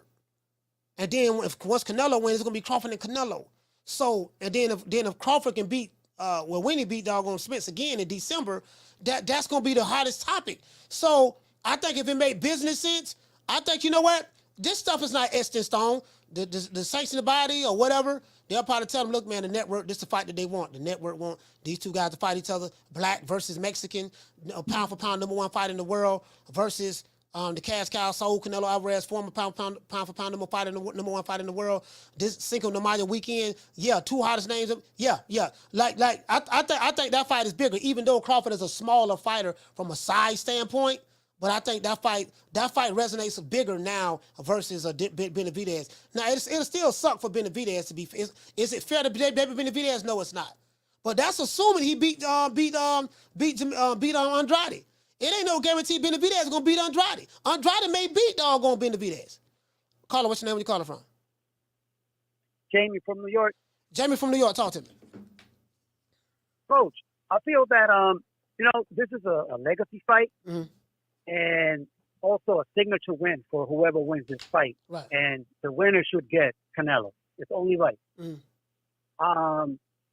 This fight, to me, is not a pay-per-view fight neither. Especially no $85. I mean, I give him $20 if that. But yeah, man. He said I give $20. Coach, yeah, man, I give him 20. But Coach, with Boo Boo, man, to me, he wasted too much time, not to agree to fight the top main fighters out there. Like, he's ducking people. He dropped belts. Benavidez, same thing, man. He lost the title twice. Once on the scale, the other one cocaine. Yeah. By the way, young fellas, boxing and cocaine don't mix. Don't mix, yeah. And, but I'm happy for them. A lot of fighters did coke, man. I heard Roberto Duran, Sugar Ray Leonard, I heard things, bro. Pernell Whitaker. Yeah, Whitaker, bro. Yeah, man, bro. But listen, the other thing, Cole, I got a good question for you, man, because when it comes to boxing, the business part of boxing, I really don't know. You may have a better idea. But since Al Heyman, doesn't have the money to pay these guys anymore, and Showtime took over, did they cut him out the picture? Like, is he, you know what I'm saying? Like, is he part of the fight? No. Al Heyman's not cut out of the picture. The thing is Al Heyman used to be able to dictate a lot of stuff with the networks because he had the Fox deal and he had Showtime, so he can juggle back and forth. Now you don't see any PBC fighters fighting on Fox. I think Wilder did. Wilder was the last one, but now it's now what happened. And Rick Glazer was writing this because I have the actual article. What happened was Showtime is owned by a company called Paramount Global. So Paramount Global is a huge streaming company. They're huge. They worth billions of dollars. So they did some kind of restructuring because they was losing a lot of money, losing a lot of subscribers. And in this streaming era right now, it's all about subscriptions. The more paid subscribers you can get on your platform, the more money you can make. So they were spending Showtime was spending all types of money on pay-per-view fights that should have been Al Heyman was pretty much getting his way with Steven Espinosa. Now that one of the top guys of Showtime resigned, Paramount did some restructuring. They changed everything. They're like, we're only putting money up for big fights. If you want our money, if you want us to pay for your fighters, you're gonna have to give us the fights that we want. And this is why I keep reiterating, when the good white folks at Showtime, at Paramount Global put their foot down and say, nah, you ain't getting this fight, you ain't getting none of our money until, this guy want $30 million? Well, who he fighting? This guy want $15, $20 million? Who he fighting? We ain't putting up no money for that. So now it forced the fighter's hand and it forced Al Heyman hand, like, yeah, man, we gotta give these guys these big fights. And I think, and that's what it is. Right now, that's the networks. That network, Paramount, is telling them, look, the only way you're going to get our money, we only going to put money up for big fights. If these two guys want to fight each other, we only giving you low guarantees, and they got to try to get it on the strength of the pay-per-view, and that's on them. So, but we're not giving them big money guarantees no more. That's over with. Okay. Oh, all right. So him being the advisor, he's still getting paid from both of them. I mean, yeah, right? he gonna get paid from the fighter. Like, he gonna get paid from the fighter. Yeah, absolutely. Al Heyman gonna get his cut now. Yeah, because I thought they cut him out completely. No, he's not cut Two more things real quick, man. Two things more quickly, Coach. Yesterday when you, Coach, how long you been doing this YouTube shit, man? 2 years. More than 3 years?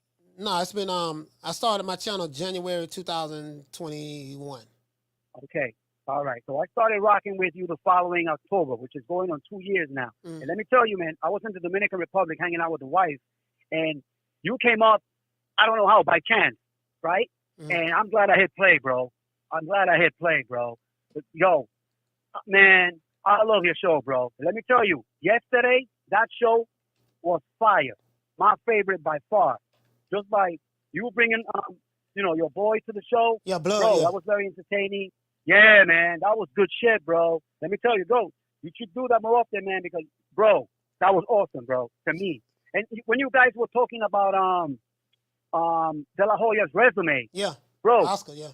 I don't expect you to remember all the names all at once, but there was one guy you guys, forgot to mention, and that was Hector Camacho. That's another Hall of Famer, bro. Oh, yeah, yeah. You know what I'm saying? Hector On that Camacho, man, on that man's resume. He fought them too. Yeah. And let me tell you, Coach, listen, Floyd's resume is impressive, but I got Oscar's is better. Why do I say that? Floyd's got the wins, okay, but Oscar's got the killers. You look at this fucking resume, bro. Oscar, that's impressive. You know what I'm saying? Oscar fought those guys at the right time. So he fought those guys when they was in their prime. Yo, exactly. He fought them when they was in their prime. Yeah, he fought prime fighters. Yes, sir. Yeah. And one more thing, Coach Thurman. He's getting on my motherfucking nerves, bro. And let me tell you why. You know he's going back and forth with Clarissa Shields. like what the fuck is wrong with you, bro? Why don't you go fight Boots or somebody? Let me be honest with you, man. I'm gonna leave you with this, Coach. I hope if they ever meet like a press conference, he slaps the shit out of him because he talks too much, bro. And that's my call, Coach. Be good, brother. Hey, David, is that real? Is that real though? He really trying to fight Clarissa Shields? Come on, man. Shout out to Jose Mesa dropping that $2 super chat. He said, hope everyone tunes in on TikTok for the fight. Hey, you know what? Hey, Jose, you laugh, you joking, right? We mess around and gonna be watching fights on TikTok for real. We saw a TikTok promotion with Tank and Ryan. Now that was a good thing. Tank and Ryan promoting on TikTok because they was attracting a different audience. A lot of the casuals. You get what I'm saying? So that was real smart. Using Ryan Garcia's social media influence to that was real smart in my opinion. Hold on, guys. Hold on. Let me get this. Caller, what's your name? Where you calling from? Hey, this is what I'm doing for Fort Worth, Coach. Swap from Fort Worth. Talk to me, fam. Man, what's happening, fam? What's happening? Man, I think they got him for cheap. I think they got David Benavidez and Andrade for cheap. Only because, like, when you think, what I was thinking about was, like, when you think of PBC, man, it's a company. Mm-hmm. So all companies have, like, a fiscal year. They have a certain amount of time where they can spend money, but then they also got to, when it gets towards the end, they got to, spread it out a little bit more. So I'm thinking towards the end of December, they already got some big fights planned next year. They probably got Dave and them for cheap. As far as like, okay, even if they do, because I'm thinking about the time slot, right? Because I was talking to L. Harvey in the chat, and then you mentioned some stuff about just the company and the way it's set up. So when you think about it, it's like, all right, if these fighters asking for more money, so like David Benavidez, everybody know he want to fight Canelo. And Andrade, he's trying to get in the mix too. So it's like those fighters, it's in-house, so it's with PBC, and they only got so much they can spend. I bet you they probably paid them paid them money, made them feel all right. Probably the fighters' own ambition want to make it pay-per-view. They probably like, all right, we're going to put your ass here right after Thanksgiving since you want it. Because you know what I mean? Because you got a promotional company, They probably, all right, if you think you can push this fight like that around that time, we're going to give it to you. You want to guarantee we'll give you that. Because we know, even think of next year, like with Crawford and Canelo up in the air. Then you got David, and then Canelo maybe up in the air. They're going to have to pay these fighters next year. So, you know what I'm saying? So it's almost like what I'm seeing, I'm like, us as fans, I think we got a good fight for cheap. I mean, now, like you said earlier, though, it all depends on how much they put that pay-per-view for. They can fuck themselves, you know what I mean? So, I think it's a good fight for fans towards the end of the year. I think they got a little story, something to make it a little interesting. Most casuals probably won't buy it. Even people who die hard, if it's 84, if they got it, they'll pay for it. But if they don't, I know I'm gonna pay for it, but I mean, the thing is like it ain't a pay-per-view fight. But anyway, you just made some good points. I just wanted to chime in with that, man. I think they got them for cheap. I think us as a fans I think we got to win at the end if we could get one. I think so. With that. All right, man. Listen, man. Shout out to Swat Jones, man. Fort Worth, stand up. Man, thanks. Peace, man. Yes, sir. I don't know, man. I'm like, shit. If they got it for cheap, then why the hell they putting it on pay-per-view? So they probably gave them a low guarantee. That's cheap. And said you got to get the rest from the muscle. They're not going to make nowhere near them type of money that they may be asking for. Shout out to Summer in November. Shout out to my sister Food Revolution. Do you get what I'm saying? Summer in November. I don't think that. I mean, there's a reason why they put it on pay-per-view. There's a reason why they put it on pay-per-view. They put it on pay-per-view because it's obviously that those fighters want more money. They wanted a bigger guarantee, and they like, nah, we ain't giving you no guarantee like that. Y'all, you get what I'm saying? This is a non-pay-per-view fight for me, to be fair. And I think, I don't know. I think it's gonna backfire on the fighters from a pay-per-view standpoint. I don't think they're gonna make nowhere near the amount of money that they want to make. Caller, what's your name? Where you calling from? What's up, Coach? It's Coach Eddie from ATL. Man, Coach Eddie, talk to me, fam. Hey, what's going on? Good show today, Coach. I like to say I'm excited for the fight. I like this fight, but it's not a pay-per-view fight. But I think if they price it, I'm thinking maybe about $59, man. You know what I'm saying? That $80, they ain't nobody gonna buy it for that. They price it at $59, they probably get a few sales. But even if they sold 80,000, that's gonna cover five. That's gonna be like $5 million. So that should cover both of the fighters' purses. You know what I'm saying? I mean, they may not make no money, but I don't think they're gonna lose any money either. I think they probably just want. I think they'd be happy if they just break even, on this fight right here, because if they playing with house money right now, Canelo and Spence and paying Crawford what they did, because they did good numbers. But even with Canelo, I don't think that Charlo's fight probably only going to do about $500,000, maybe $500,000. Because like guys, this pay-per-view stuff getting paid, played out, man. $84, that's a lot of cash to come up with on top of your cable bill. Why not? Your cable bill could be like $300, man, by the end of the month. Once you buy all you got, ain't pay-per-views, man.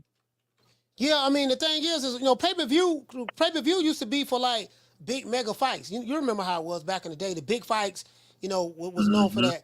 Or unless you was a fighter that was known that was that big, like Tyson. Tyson, a lot of his fights is on pay-per-view, especially when he hooked up with Don King. Even non-pay-per-view fights that probably, some of the opponents that Tyson fought, like a Peter McNeely, but Tyson had just got out of jail. But Tyson was a draw. Anytime Tyson fought, people buy it. Because people, how Mike Tyson was that guy. Even when he wasn't that guy anymore from a skill set standpoint, the fans loved him. Whether they loved him or hate him, they loved him. He was a draw like that. But, yeah, man, this is a non-pay-per-view fight. This is a non-pay-per-view fight. David Benavidez and Caleb Plant was a non-pay-per-view fight. Keith Thurman, Mario Barrios, non-pay-per-view fight. Ortiz versus Charles Martin, non-pay-per-view fight. And they put all of those fights on pay-per-view. And I know, and I understand why Andy Ruiz and Ortiz, they made that a pay-per-view fight. But those are Tuesday night type fights, Friday night fights, HBO After Dark, stuff like that. Those are the type of fights those are, and that's how they used to build these fighters. They used to build them like that so they can get known with the overall public and get their name out there. It just, for me, Benavidez and Andrade, they're not a big enough name like that to even put them. Hell, people still talking about Terrence Crawford right now. And he had a fight damn near 2 months ago with Errol Spence. They still talking about him and Spence. So that tell you right there what it is. So I know what it is, Coach Eddie. Those guys want a lot of money, and the network's not giving them the money that they want. So that's what it is. That's right, but I do got Boo Boo winning this fight. I think he's gonna beat. I think he's actually gonna beat David pretty easy, man. It's gonna be surprising how easy he beats him. So David, he's too green to be messing with Boo Boo. Mm-hmm. Boo Boo got too much experience. He's too slick. He's too crafty. This is gonna be doo-doo's, coming out party, so to speak. He's gonna beat Benavidez pretty easy. And I know you tapped on that pull-up game, Coach. Do you remember when Larry Holmes ran across 3 or 4 cars and drop kick Trevor Burbick? Hey, Larry. Boy, Larry Holmes was a mean son of a gun, boy. He was mean, boy. You remember that? Yeah, I remember that. Yeah. Yeah, he was mean. Yeah, boy. that's all I got, cool. Yeah, Larry Holmes was mean, boy. Hey, shout out to Coach Eddie, man. Salute. ATL, stand up. Hey.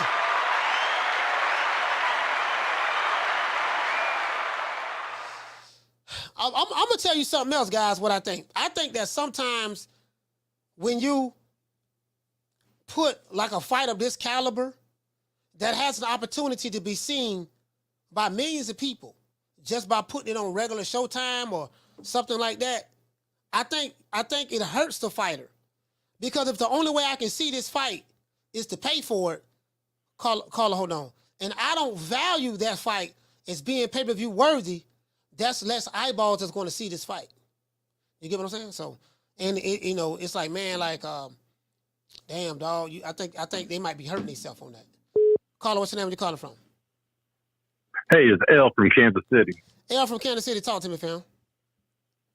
Yeah, so, I mean, a lot of this, obviously this isn't a pay-per-view worthy fight. We all know that as well as most of the ones you've named.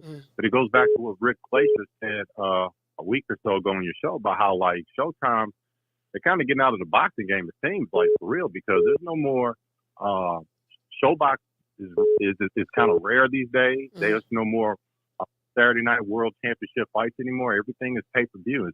It's really showing that it looks like Paramount is making Showtime lead the boxing game, and if they want to fight, they'll lend their announcers and stuff to them, but it's got to be on pay-per-view, and that's the way it's going to be. It doesn't look like they're doing too much because Showbox had a show last week, and I didn't know about it until the day of the show, and I saw one Facebook post saying it, and that's how I knew it existed. Other than that, there's nothing. They don't have any scheduled Saturday night fights on Showtime coming up. So, I mean, I think what we're seeing is boxing, Showtime or Paramount, however they're wording themselves now. I think they're leaving the boxing game for the most part. Yeah, and they might. We're they just might going to be pay-per-view. Now, you know what? You might be spot on in that because there's an interview that Stephen Espinosa had gave, and he was like, "Well, right now we're in the boxing. We don't know what the future will hold." This is around the time where they said that, hey, man, Paramount Global pretty much is going to merge Showtime with their main streaming app, which is Paramount Global. They're going to merge them, and they cut back on everything that's losing money. And anything that's losing money for them, where they ain't making no money, they cutting back on it. So they're not going to be spending all these money on non-pay-per-view fights. If you want to put a pay-per-view together, you can. They're not going to get our money. They're not going to get a whole lot of guarantees. We're only going to put the money up for big fights. And so now it forces, okay, man, you're going to have to fight this guy. Or you're going to have to fight that guy. You can't. You get what I'm saying? There's no more. Oh, there's no more ducking and hiding. You're going to have to fight the top guys if you want that top money. Other than that, these people are not going to pay for it. So. And I think what's going to happen is, and you mentioned it earlier about how these guys were overpaid so much just to come under Al Heyman. And now the money they want is different than what the market is asking for. What they're going to have to do is either they're going to sit or they're going to fight. If they want to fight, they're going to probably have to band together to make these pay-per-views like old Don King pay-per-views, which means a fight like Andrade and Benavidez really needs to be on the undercard of Crawford Spence rematch just to make that pay-per-view card worthy of being purchased, because no one wants to see the rematch of Crawford Spence for real. It'll probably do 300,000. Yeah, no one wants to see that. So in order to buff up these pay-per-view numbers and really make them worthy, they're going to have to put some of these big guys on there, and they're going to have to swallow their pride, take a little bit less. Hopefully they can get a cut of the pay-per-view and maybe fight more often in order to make things work, because these high demands and trying to do on pay-per-view, they're going to start getting their ass kicked on pay-per-view, because I don't see Andrade versus Benavidez doing more. I don't even see it doing 100,000 to be honest with you. Yeah, I don't think And because no one knows who Andrade is. He's a good fighter, but unfortunately, he's not known. Benavidez, I mean, they call him the Mexican Monster, but I don't see he doesn't have that following to really draw it in. And like you've already discussed, there's so many things going on Black Friday weekend. I mean, people are gonna be shopping, they're gonna be drinking, they're gonna be partying, they're gonna be, other sports. They're gonna be doing everything else. And a fight that I barely know the guys, I'm not paying, and I gotta pay for it. Yeah, I'm not paying for that. Yeah, you're right about that, fam. I think you might have a valid point. Like some of these guys, when you talked about Don King, I think about I just keep thinking about the return of the rematches, the revenge, the revenge of the rematches with Julius Cesar Chavez and Frankie Randall. Who else they had? Terry Norris versus Simon Brown. Simon Brown beat Terry Norris the first fight, but then Terry Norris came back and outboxed him the second fight. Zuma Nelson, Jesse James Leah, Julian Jackson, Jerry McCallum. You know what I mean? So you're gonna have to put together something like that, and they just don't do that. They just don't do that. You got to justify that type of money. But now a lot of these fighters, they don't want to fight the top guys in order to make the kind of money that they want. They don't want to take the risk. They don't want to take the risk. No, because Al Haymon was paying these dudes $3 and $4 million to fight these journeymen. Yeah. And so now you tell them, hey, you need to fight this top guy, and it's $3 million. They're like, wait a second, I got $3 million for the unknown guy. I deserve $6-7 million for this, and he did it for a little bit, but now it's like, the money's not there. Yeah, he ran out of money. He ran out of the money that he got from Waddell and Reed. Now, this is why Keith Thurman haven't fought in so long, because Keith wanted big money to fight certain guys, and they like, man, look, man, we ain't got this money to pay you this for that. So he'll sit out. I want $10 million to fight Crawford. Oh, I want $10 million to fight Boots. Or I want this and that. And I'm like, dude, each day go by, Thurman, your stock in value is dropping lower and lower and lower, right? No one is going to... And Keith Thurman, I'm saying, Keith Thurman is more known for these clown-ass videos he's making sound like a fool than he is as being a world champion. Yeah, that is true. That is true. Listen, man, well, shout out to L for Kansas City. Salute, fam. Appreciate it. Yes, sir. The thing is, when Al Haymon first came in the game, when he started the PBC, he had to entice the fighters to want to come with him.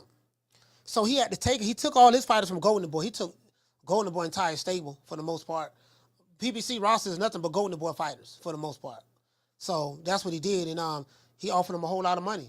They had inspired contracts over there, and he offered them a lot of money to come with him, and now they still want that same money, and it's just not there.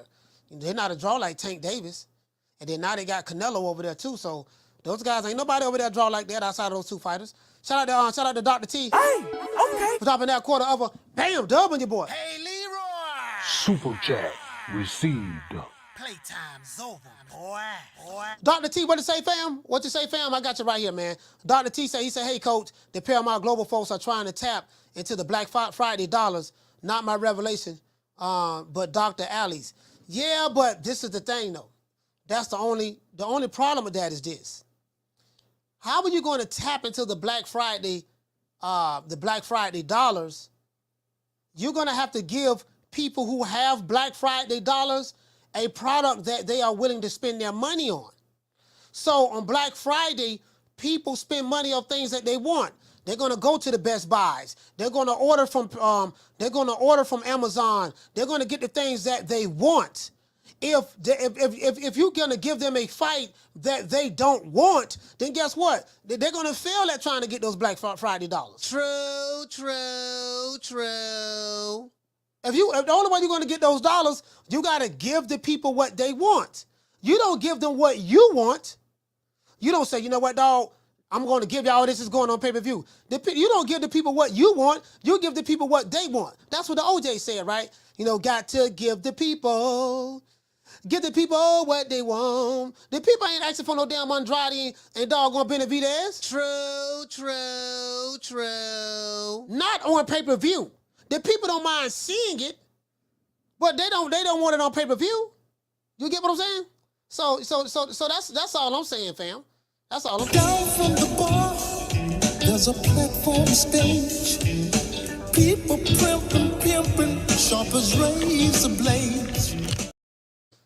Do you get what I'm saying? So I mean, that's just the reality of the situation. You know, the market determines the people are going to watch the fight, but are they going to pay $84 for it, $85 for it? Demetrius Andrade and David Benavidez is not a draw. I think the first pay-per-view fight that David Benavidez ever had was with Caleb Plant. It didn't sell well. It didn't sell well at all. Being honest with you, it didn't sell well at all. So,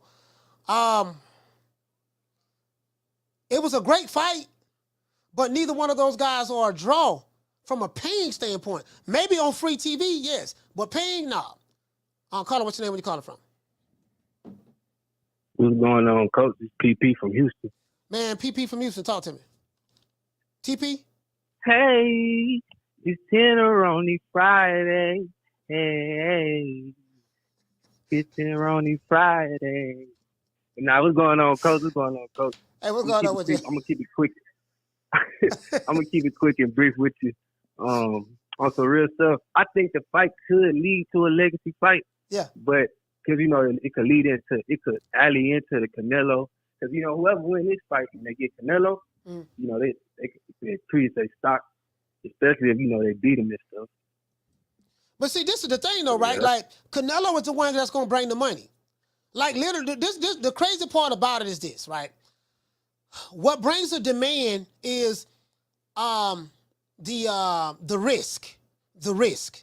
So that's what makes boxing so intriguing to boxing fans when they see, oh man, this is a risky fight. If the public perceive, let's say Canelo fights the winner. Okay, right now this fight is intriguing. Jamel Charlo said he coming to fight. He said he coming to fight.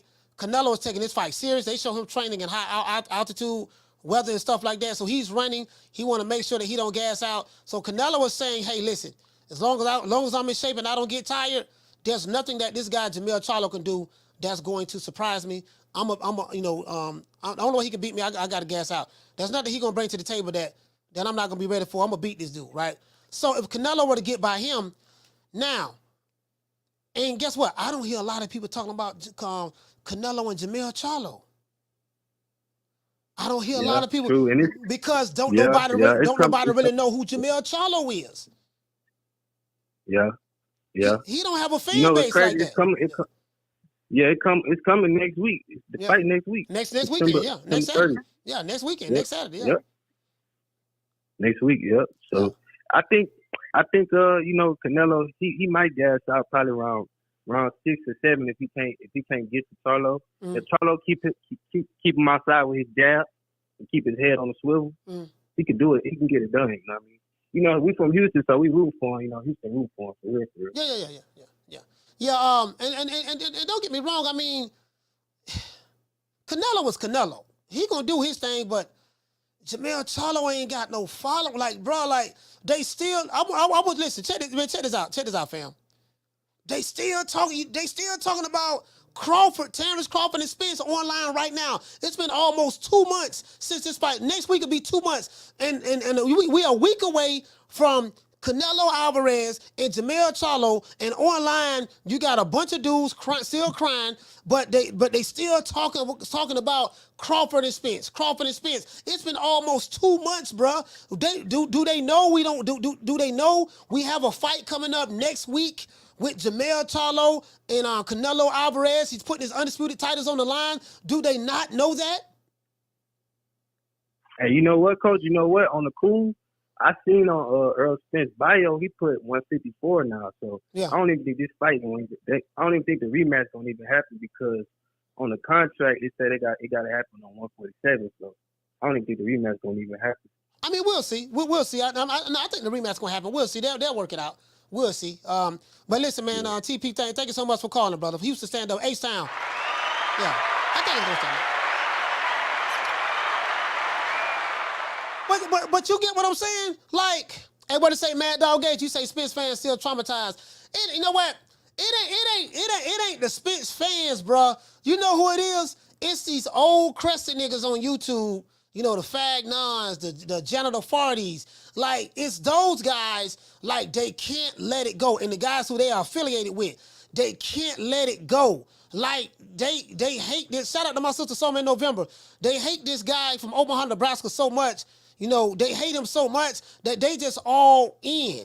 They in a state of shock, denial, delusion, just making up lies. Like, you know, and that's why I say, a nigga who ain't got no integrity can't be talking about, yeah, I don't like this fighter because he ain't got no integrity. When a nigga make clickbait every day, you making clickbait videos all day, every day, you in your 50s and 60s, and late 40s, hating, making clickbait videos every day. A clickbaiter don't know nothing about integrity. A clickbaiter don't know nothing about honor and all that stuff there. You a clickbaiter. You sensationalize. You lie. You make up lies for clicks and views. Who are you to try to teach and educate people on integrity when you literally don't you have a non-integrity job description? True. That's like the lie. That's like the lie trying to criticize the truth about telling the truth. You got the nerve, I don't think you truthful. You ain't really truthful like I thought you was. Nigga, you are the lie. Your name is well dressed up lie. You stole my clothes when I was in the beach and you put the clothes of truth on. That's how you became the well dressed up lie. You literally disguised yourself in the name of boxing. When in reality, you're nothing but a black hate group that hate other black fighters that are not down with the PBC or follow your narrative. True. Literally. Shout out to Sheila Johnson. You know what I mean? You know, that's like, you get what I'm saying? Come on, man. Like make it make sense. Shout out to Boxer Jim. Salute, Jims. Carlo, what's your name and you're calling from? What's up, Coach? It's inevitable. It's D-Block, D-Town, D-City, D-Ville, Baltimore. Facts! D-Block, talk to me, fam. What's going on, Coach? Man, I tell you, I like the subject. I really do, Coach. I like it. I love it. I need it. I want it. Benavidez, Andrade, November 24th on a Friday. You better pick up your cheeseburgers. You better pick up your pizza. You better pick up your tacos. You better pick up your spaghetti. Whatever. You go to Olive Garden, whatever you want to do. Because we're talking about a $29.99 fight. And it's priced right. Okay? Everybody knows. That everybody, Coach, hold on now. Holding on. Hold on, Coach. $29.99 is the perfect price. I'm going to tell you why. $29.99 is one of those fights that you know it's on a Friday. You know, instead of going to the movies, taking your girl out, you know, he said, baby, you know what? We got this fight that at the end of the day means nothing to boxing. I mean, we got two fighters that at the end of the day don't mean nothing to boxing. We got Andrade, proved himself at 160. How long did he stay there? Too damn long. Andrade? Moved up to 168.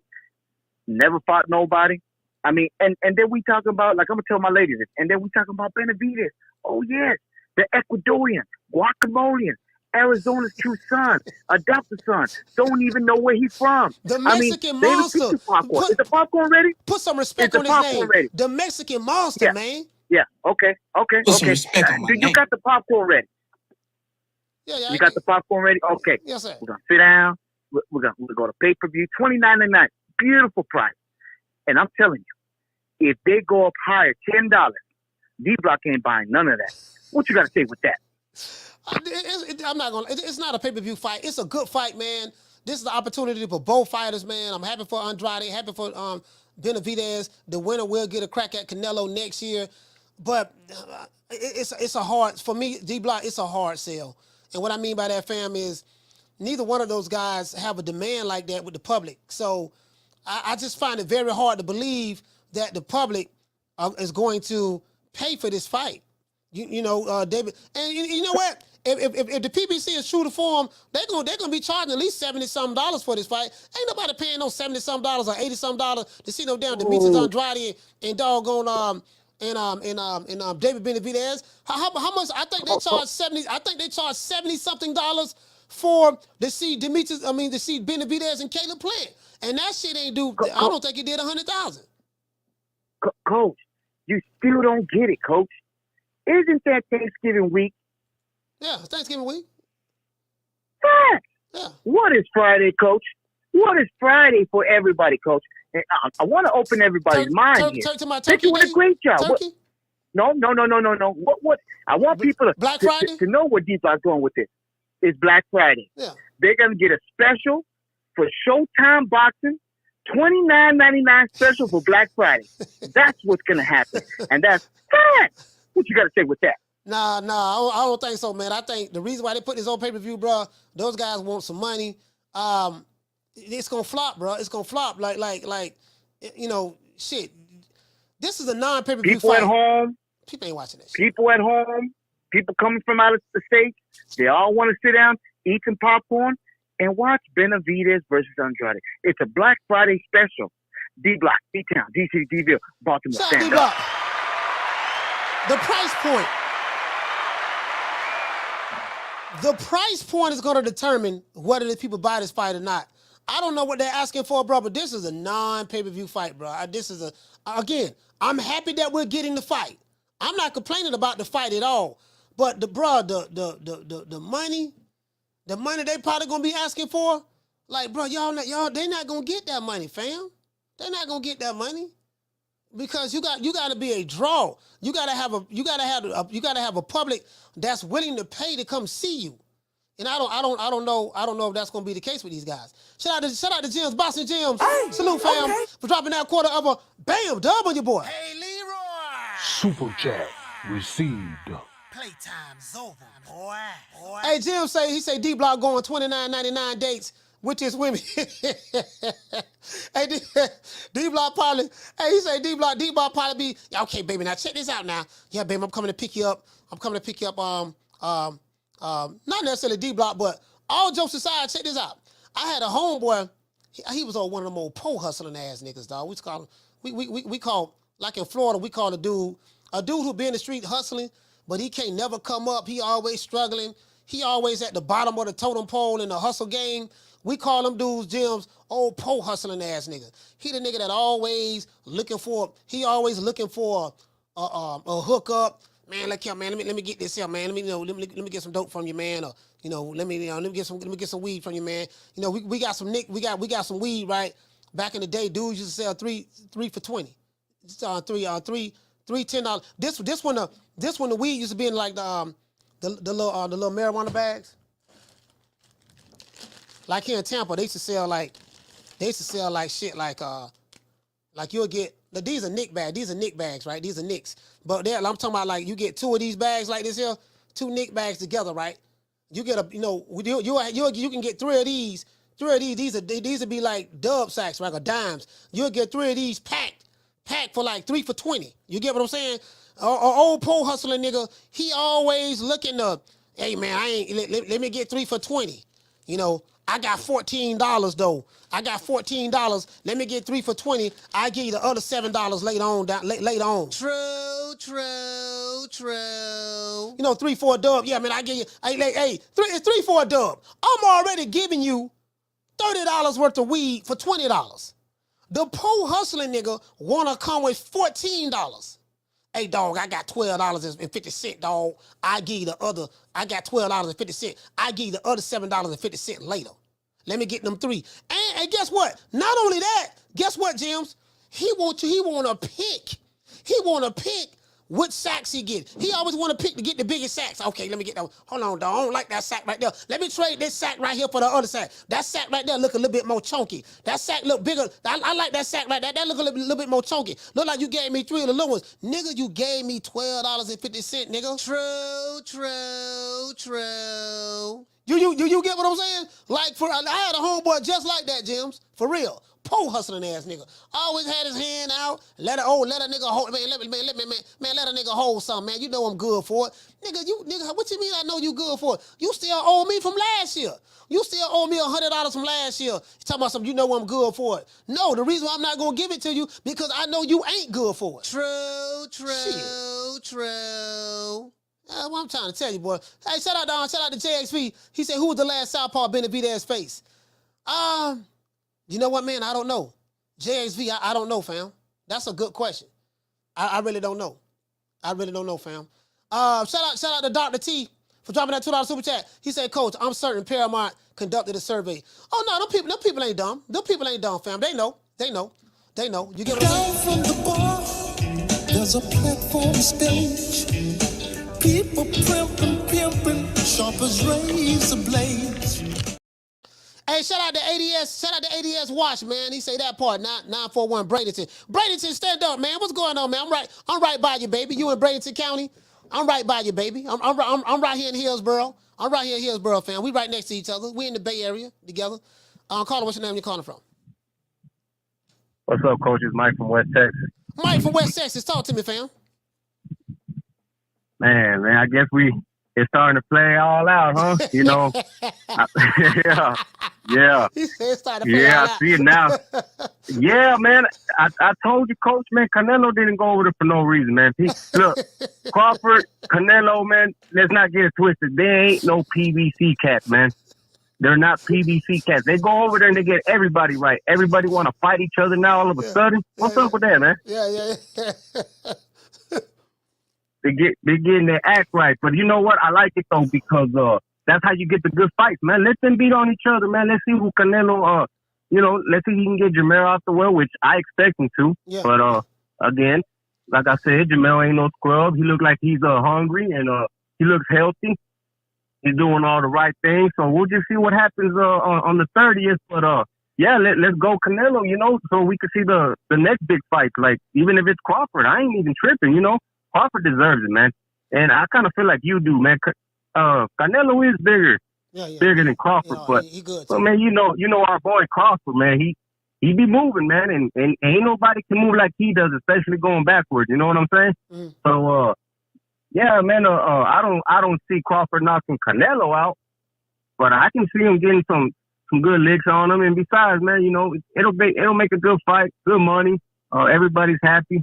That's all I got, Coach. Appreciate it. All right, shout out to Mike from West Texas. Salute, fam.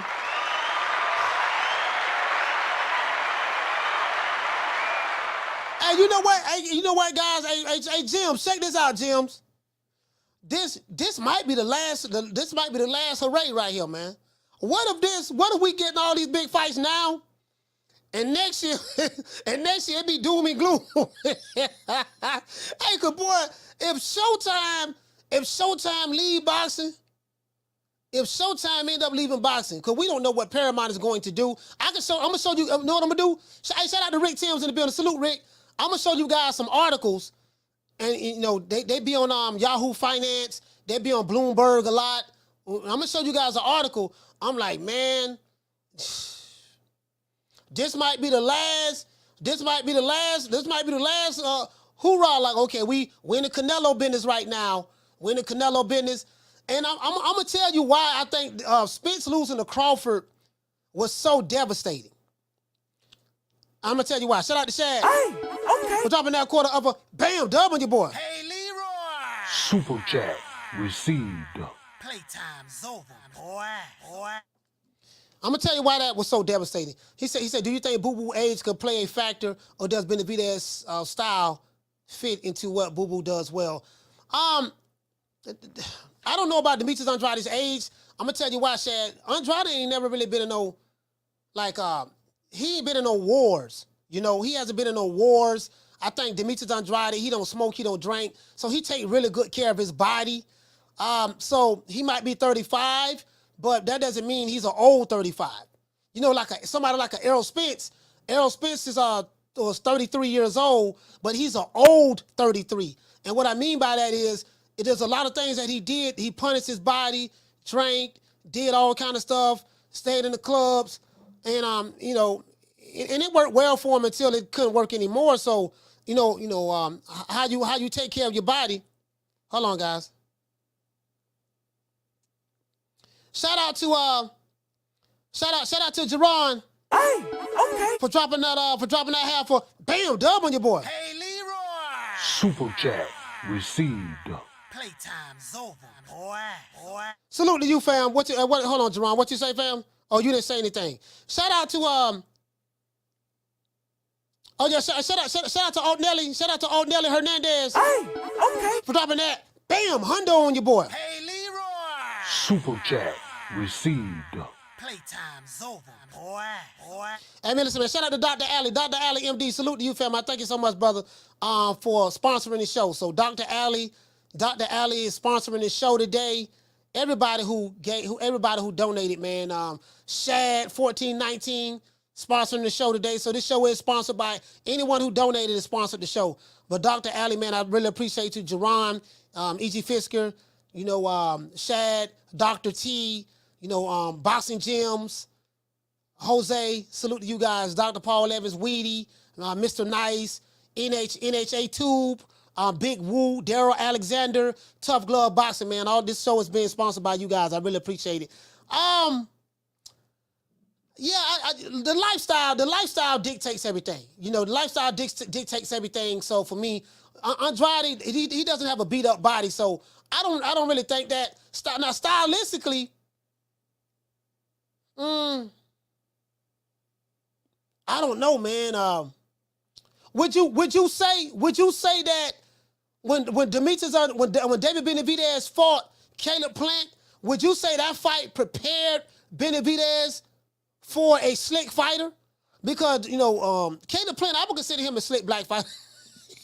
Not a black fighter, but you get what I'm saying. I would consider him a slick black fighter. Caleb Plant and Benavidez, Caleb Plant was getting off on him in the beginning. He was getting off on him, but Benavidez kept with it. Benavidez looked very awkward in that fight. He was getting caught off guard. He went back a couple of times, stumbled a couple of times. But as the fight went on, Caleb Plant couldn't continue to keep moving. And Benavidez eventually wore him down as the fight went on, and that's how he won that fight. But do you say that the fight with it depends. Would you say that the fight with Caleb Plant for David Benavidez, would you say, hey, that kind of prepared him for a mover like a Demetrius Andrade or something of that sort?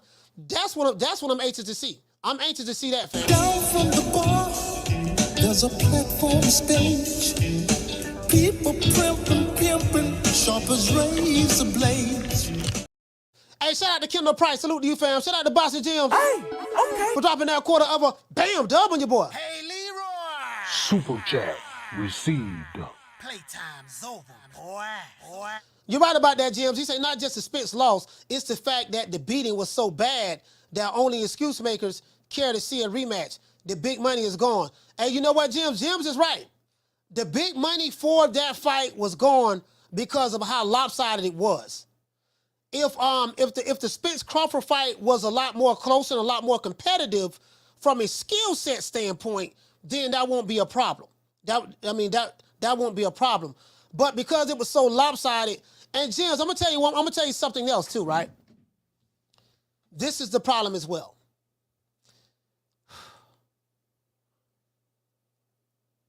The reason why I think Crawford really messed that money up for Spence is because I think the plans that Al Heyman had for Spence, fight Keith Thurman, he probably would have won that fight, or they would have made sure he would have won it. And then he was going to be a part of the 3-fight package deal to fight Canelo. He would have lost that fight, but fight Canelo. Because we heard them, hey man, Spence was saying, oh man, I ain't gotta fight Crawford, man, I can fight Canelo at 160. He was saying that he had a lot of options, right? Now that option is gone. That option is gone. And Canelo ain't coming out of 160 anyways. That option is gone. So now that option is gone, that's why they're talking about maybe Crawford and Canelo later on, next year or somewhere of that sort. But that option is gone. And like you said, so he messed up that bad. And I'm not going to lie, guys. I honestly think, James, that Al Heyman right now, and you know what? Check this out, Jim. This is why I had this picture up. I want to show you something. This is why I had this picture up. Let me show you this. Hold on. This is why I had this picture up. You get what I'm saying? You know, Al Heyman right here in the middle. You guys can see Al Heyman is right here in the middle. He got his arms crossed, giving Spence the side eye. Spence right here got a black eye, Band-Aid over his head with his arms crossed, looking at Al. Now, he probably looking at him like, I told you not to fuck with this nigga. Didn't I tell you not to mess with him? Didn't I tell you to fight Keith Thurman? Now Keith Thurman looking up like, man, damn, he up there, man. Man, he said he don't want to fight me. Danny Garcia looking like, man, Al, man, I don't want to fight that dude. He said he don't want to fight me. Anybody else you got for me?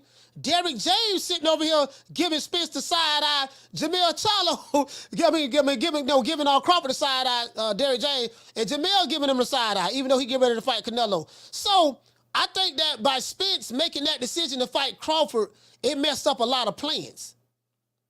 And like you said, Jims, because of how he got beat so bad that it takes, so don't nobody want to see the rematch because it was clear that this guy did not have the skills to compete with this guy up here.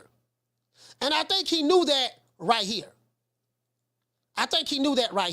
If you look at his face, Jims, he knew right here what it was going to be. And if you look at Crawford's face, he knew right here what it was going to be. He knew. Like, you know, if a picture, they say a picture say 1,000 words, right, Jims? But just looking at him, he knew, like he knew. They knew what it was. And that's why this guy over here from Omaha, Nebraska, this is why he was being ducked for 5 years. They knew what it was. They knew what it was. So you're right. It was how thorough the beating was. It made it look like, damn, this dude that great. And what makes it even worse, and I don't want to keep talking about Crawford and Spence, man, but god damn, but what makes it even worse, Jims, is he beat, this what makes it worse. Y'all said that he ain't fought nobody. You said that Kell Brook was a bum, he was broken up. Mira Khan was a bum. They call me Green Machine. You fought Green Machine. You fought Abyssinian, Amnesia. You fought Jeff Horn. You fought One-Legged Benavidez. But guess what the crazy part about it, though? He beat the guy that was supposed to have been the monster of the welterweight division. He beat him worse than he beat Jeff Horn. Jeff Horn put up a better fight than Errol Spence. Green Machine put up a better fight than Errol Spence. One-legged Jose Benavidez put up a better fight than Errol Spence. Amir Khan put up a better fight than Errol Spence. Kell Brook put up a better fight than Errol Spence. Sean Porter put up a better fight than Errol Spence. As a matter of fact, every fighter, for the most part, that Terrence Crawford has fought throughout his 15-year career put up a better fight than Errol Spence. That's what makes it worse. True. That's what makes it worse. That's why people like, man, I don't want to see that nigga no more, man. You know, the value is gone. Shout out to my sister Jessica. The value is gone. Like, how do you sell a rematch with Crawford and Spence? How? What you gonna tell them? The only thing you can hang your hat on, oh man, he was weight drained. The only problem with that is Errol Spence never said he was weight drained. If you look at everything he said prior to the fight, he never said anything about being weight drained. You know who's pushing that weight drain stuff? Who the fuck is calling me?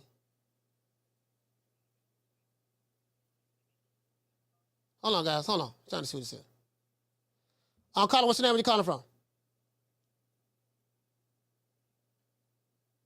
Hold on. Sorry about that, guys. Caller, what's your name? Where you calling from? All right, then I don't know. Somebody called the show. Ain't nobody say anything. Call back. So you get what I'm saying? So the only guys who's talking weight drain is not Al Heyman, it's not PBC, it's not Derrick James, it's not Errol Spence. It's the people who are still in shock. It's the people who hate Terrence Crawford.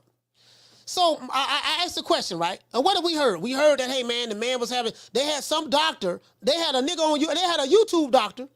They had a YouTube doctor, and there's always an excuse. Well, you know what I noticed too, guys? Anytime this guy Crawford beat somebody, there's an excuse why he won. Oh, well, he beat Sean Porter. Well, he really was on his way out. 1 foot in and 1 fight out. 1 foot in and 1 fight out. 1 foot in and 1 foot out. He was on his way out the door. So there's an excuse. Oh, well, he beat Kell Brook, but Kell Brook, he was already a broken up fighter. And he beat the Green Machine, but Green Machine was touching him up. So Jose Benavidez had 1 leg and all this stuff there. Then when he beat Spence, man, he had neurological issues. He was weight drained. His baby mama was bow-legged. His cousin had arthritis in his left knee when he was trying to win the 1 leg up contest at the strip club. His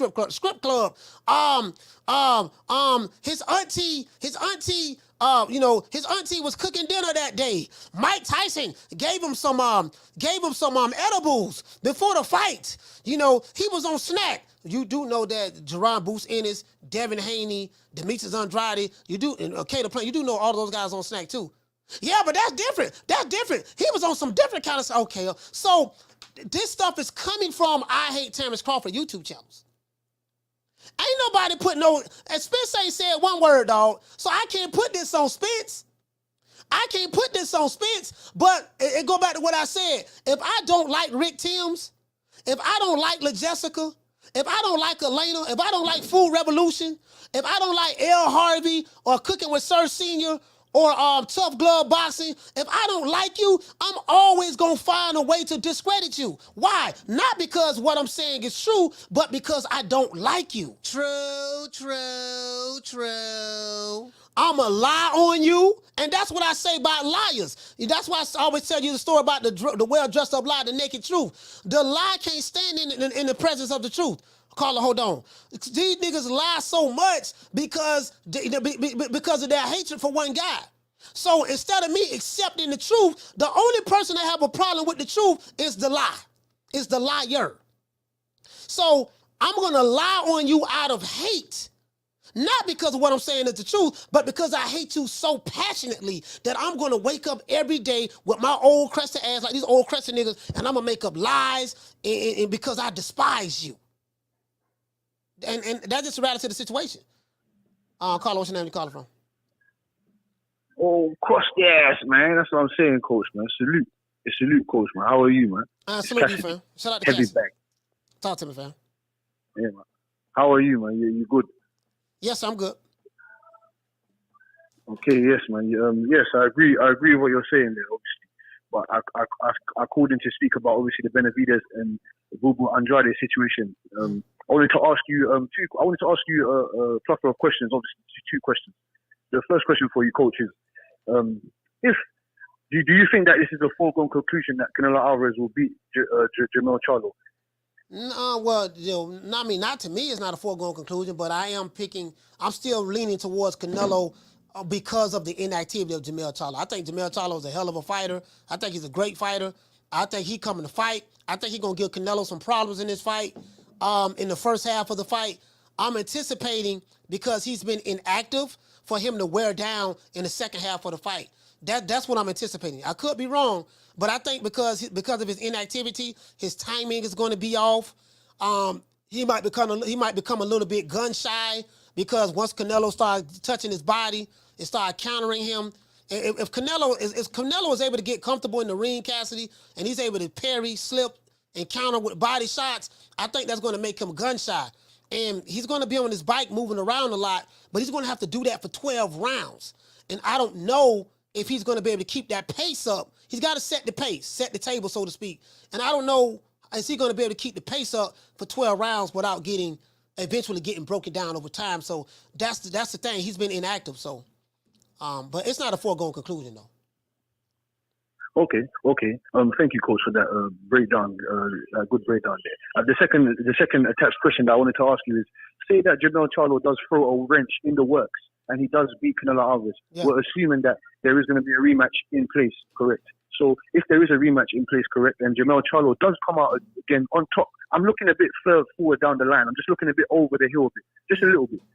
If he does beat Canelo Alvarez twice per se, do you think that Benavidez or Buba Andrade or anybody in the weight division would rather fight, or say Terence Crawford, would they rather fight Canelo Alvarez that has no belt and go for the money?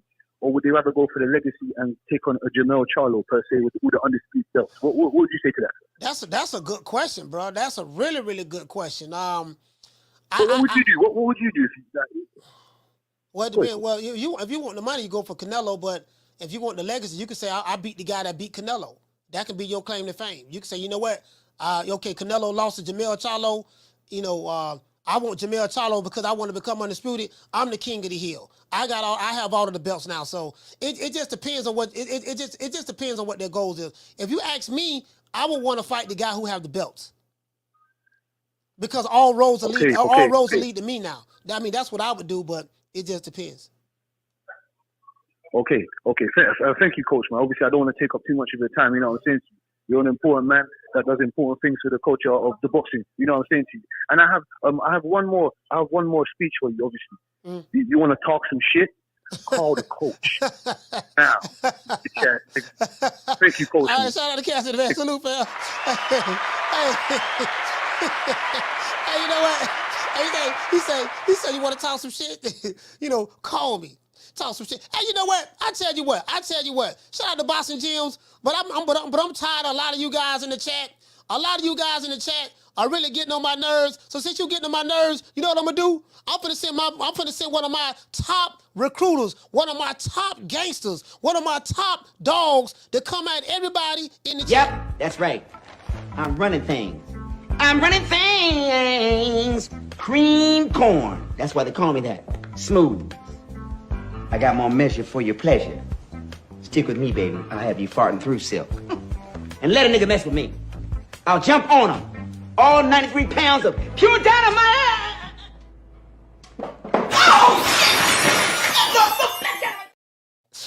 I see niggas shaking like booty meat in the chat right now. If you shaking like booty meat, you should.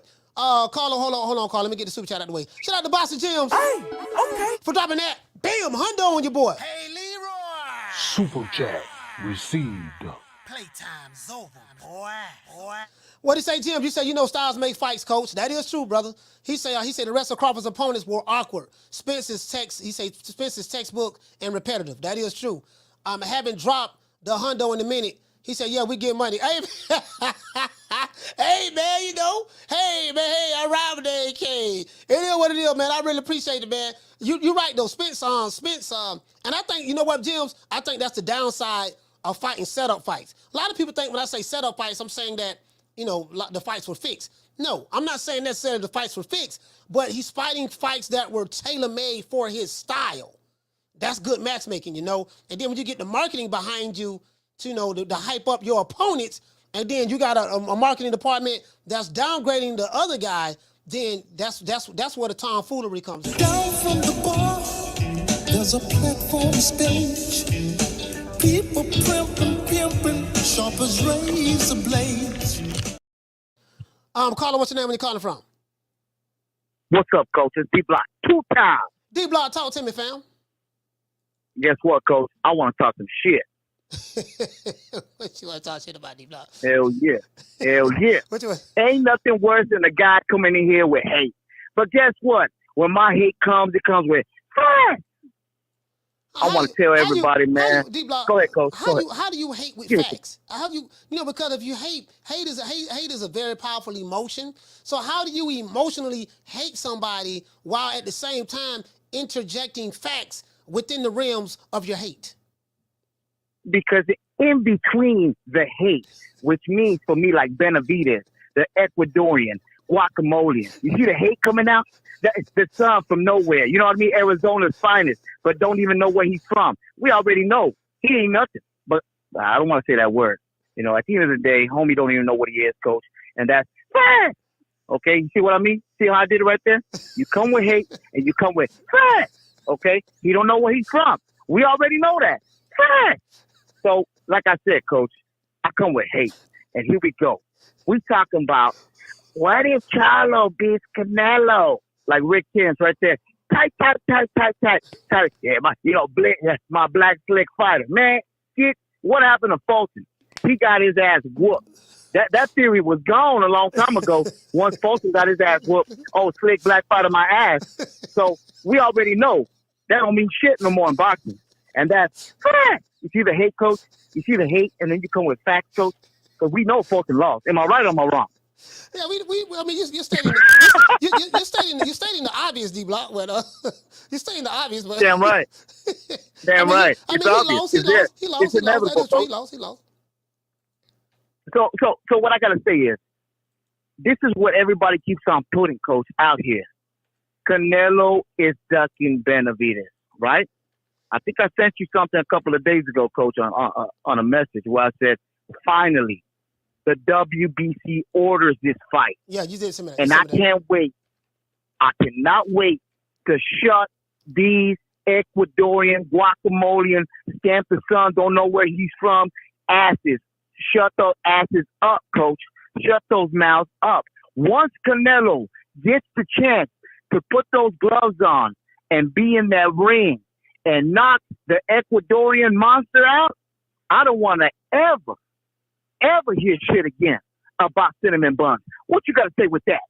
Well, I mean, that's assuming that David Benavidez get by Demetrius Andrade.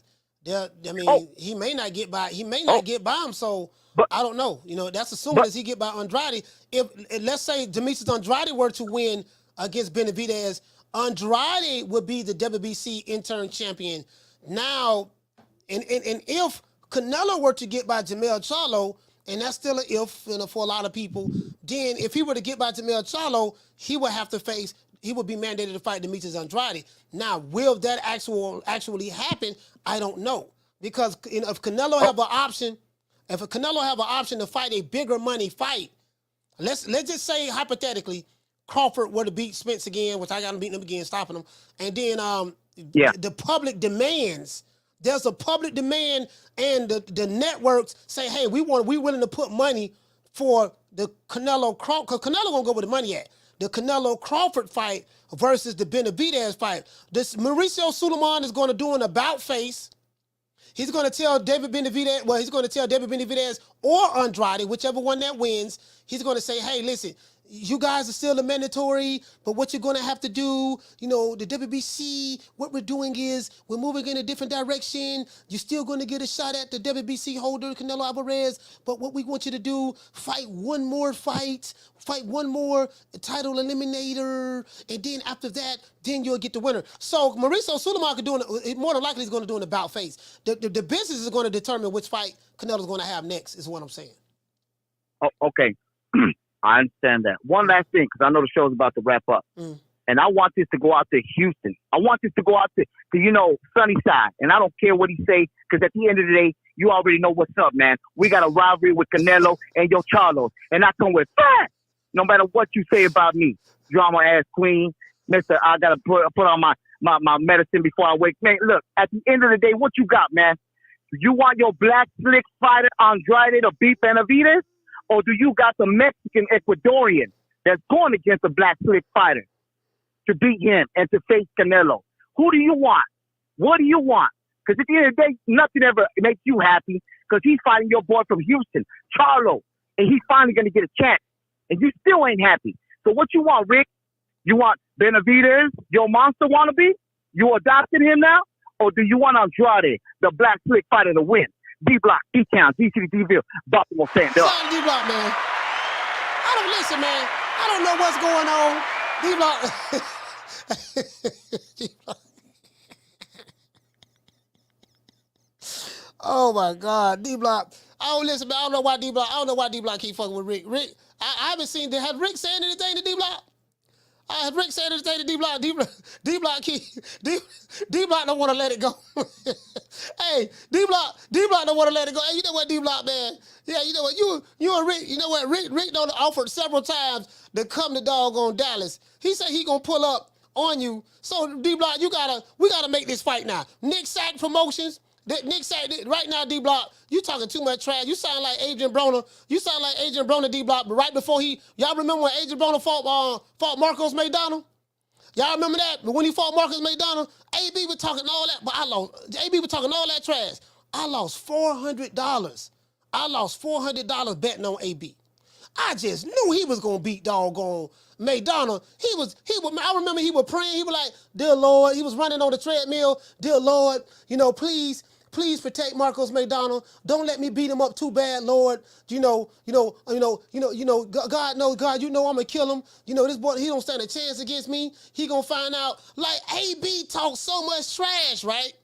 And it kind of remind me of D-Block. Kind of, you get what I'm saying? You get what I'm saying? I'm like, boy, D-Block, boy, I don't know, boy. We gotta do, guys. We're gonna have to get together. We're gonna have to get together and maybe. And see what's up, man, because right now, man, it's getting kind of hectic. Oh, pussy ass nigga, what's going on, boy? I'm telling you, boy, I'm knock your fuck ass out, boy. Blow for blow, pound for pound, nigga. I got the title, nigga. I'm telling you, boy, I'm finna knock one of you what kind of niggas out. Nigga, I got these hands, nigga. I'm throwing them paws at that nigga, finna knock your ass down again, nigga. Get your ass back up, nigga. Don't run, nigga. I'm telling you, boy, I want a hole of smoke. Nigga, I'm throwing them paws, nigga. I'm putting them hands on you, nigga. I told you what I'm gonna do to you, nigga. Catch you with the check left hook. Nigga, check left hook, nigga. I told you, boy, pound for pound, nigga. I'm the best. This more action than any Devin Haney fight. Put these paws on you, nigga. I told you, I got your back up, nigga. I got your back up. Nigga, watch that check left foot, knock your ass down again, nigga. I'm telling you, boy, it is what it is, nigga. I'm gonna make it do what it do. I'm telling you, boy, we ain't even playing over here, boy. Nick Sack Promotions is in full effect. Caller, what's your name? Where you calling from? You the last call. Sheila from Northern Cali. Man, shout out to Sheila from Northern Cali. Talk to me, sis. What's up, Coach? I pull up. Sheila pulling up. They don't pull up like Shannon the Cannon. I love that. He went everywhere Klitschko went. It was hilarious. Let's go, champ. I mean, everywhere he went. Man, I miss those days.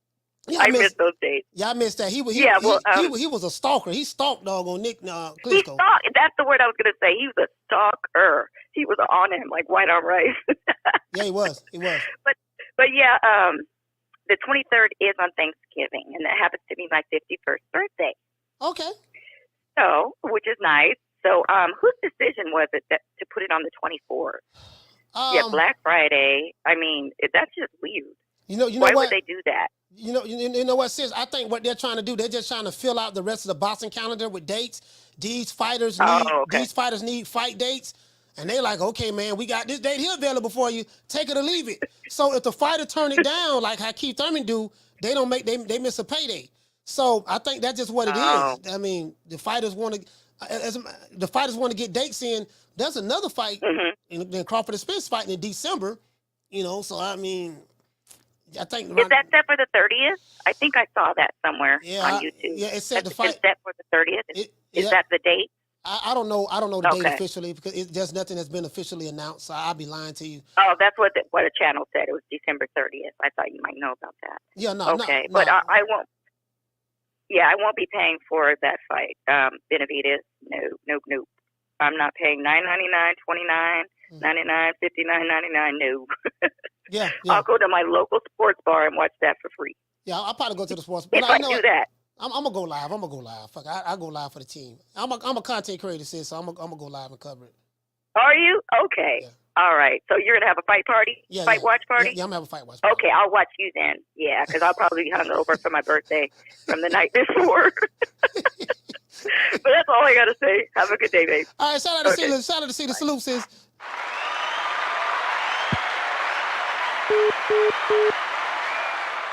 Man. All I'm saying, hold on, guys, hold on. Let me make sure I got another cash out. Hold on. You get what I'm saying? Cause I'm like, man, these guys need fight dates.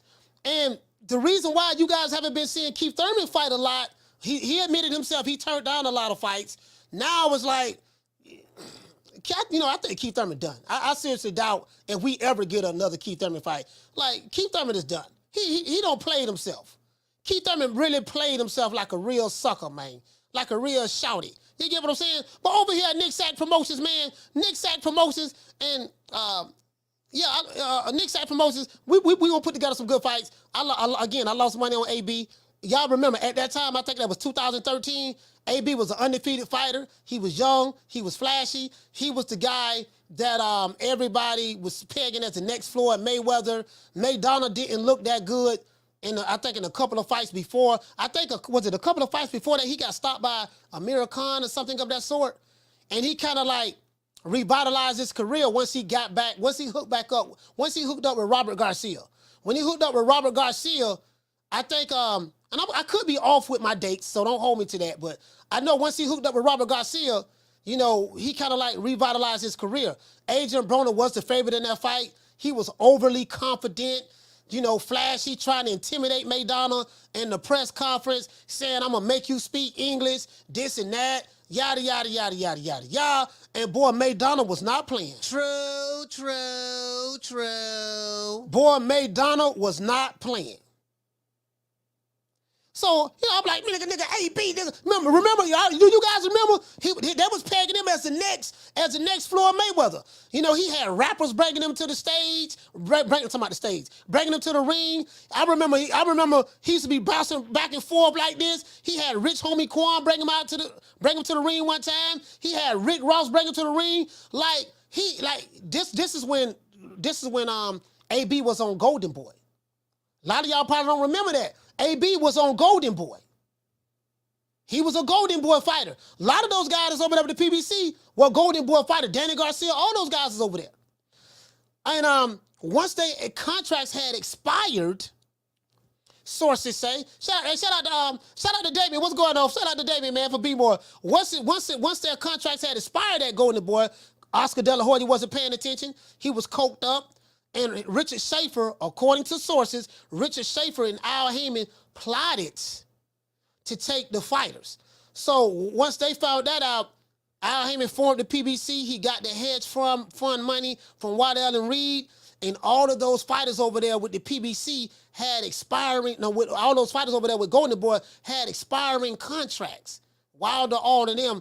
So Richard Schaefer never renewed their contracts and never got them signed re-contract. Once their contracts expired and the PBC formed, I was able to take all of those fighters. Once Oscar woke up and realized what was going on, he lost 85% of his roster. He lost, his fighters was gone. And he ended up suing Richard Schaefer. He ended up suing him. Schaefer had a no compete clause. He couldn't do anything in the sport of boxing for like 2 years or whatever. He sued him, got paid money. I think he ended up suing Al Heyman, got some money out of court. I think he sued him twice. He lost one suit. He won one lawsuit, lost one lawsuit. He got some money, undisclosed amount of money, whatever. But that's what happened. So, you know, I was like, nigga, AB, nigga. You know, I was believing the hype. I'm not gonna lie, I was believing the hype. And Marcos Maidana beat the brakes off of him, bro. And I was like, nigga, what? And that's when I realized, I said, man, you know what, man? You know, and that's what they was good at, really hyping them up, marketing and stuff like that, matchmaking. You get what I'm saying? That's what it was. AB ain't been the same since. AB haven't been the same since, bro. Shout out to OP Gamer. Hey, okay. For dropping that half for bam, hundo on your boy. Hey, Leroy. Super chat received. Playtime's over, boy. He said, yo, coach, I be laid up with swollen glands like D-Block. He said, missed the last 2 lives, but I've been catching up. He said, great show, my brother. He said, I'm here for it. Hey, man, OP Gamer, I appreciate you, fam. I really appreciate you, fam. But you get what I'm saying? AB ain't been the same. I want to thank the whole hood who came out here. I love y'all. I did this for the hood. Y'all know I beat that boy. Shout out to everybody, man, who gave the super chats and the cash apps as well. Down from the bar, there's a platform stage. People pimping, sharp as razor blades. Shout out to Jerron. Hey, okay. Shout out to hold on, what this was again? Shout out to Dr. Alley. Hey, okay. Salute to you, fam. Shout out to EJ Fisker. Hey, okay. Those are the cash apps, guys. Let's give everybody a shout out who gave all of those. Everybody who gave a shout out is a sponsor. Shout out to Jerron. He's sponsoring the show.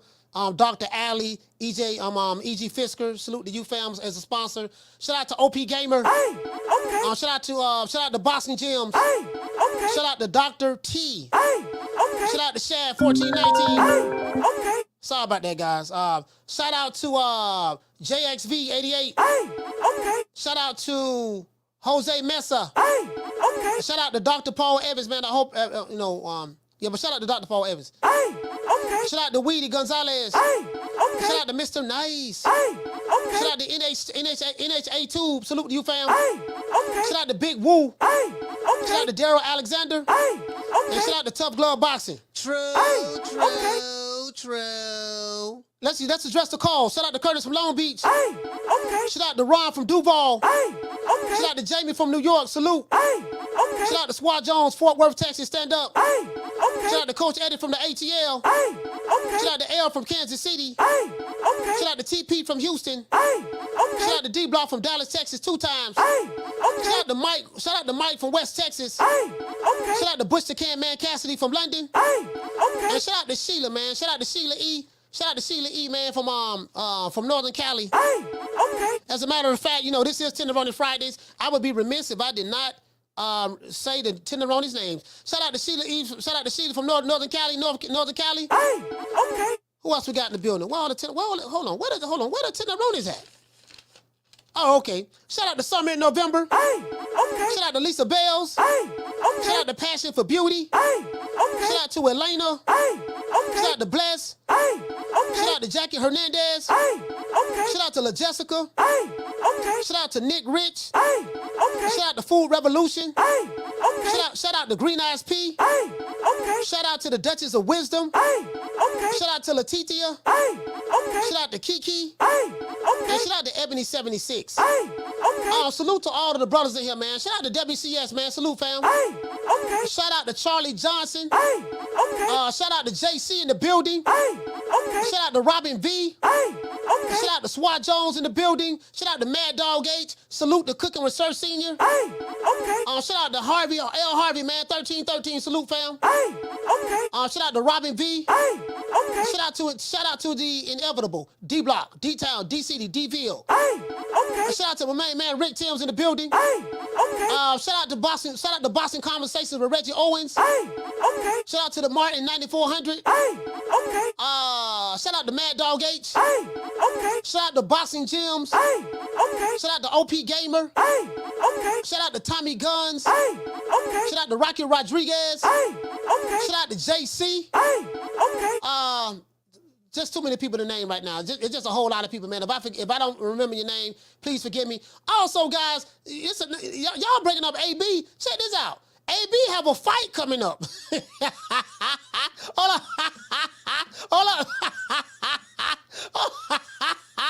AB, hold on. I know y'all don't believe me, huh? I know y'all don't believe me. Y'all don't believe me? Check this out. Before we go. AB got a fight coming up. And right there at the Miami Highlight. A lot of people don't know how to pronounce his name. It's called the Highlight. We call it the Highlight. That's what we say in Tampa. In Florida, it's called the Miami Highlight, right? He's fighting a dude by the name of Chris Howard. I don't know who this is, but this seemed like this somebody from you guys do know that I believe in. We pick the finest of the cherries. We do pick the finest of the cherries where I come from. And over here at Nick Sack Promotions, we will protect you. We will build your resume up, make people think you fighting a killer when all the while you fight the tomato can. True. Yes, sir. At Nick Sack Promotions, this is what we do. Chris Hurricane House. Oh, he's from Sicily. You can't make this shit up. You can't make this up. This what AB has been reduced to? Hold on, guys. Do you guys want to see?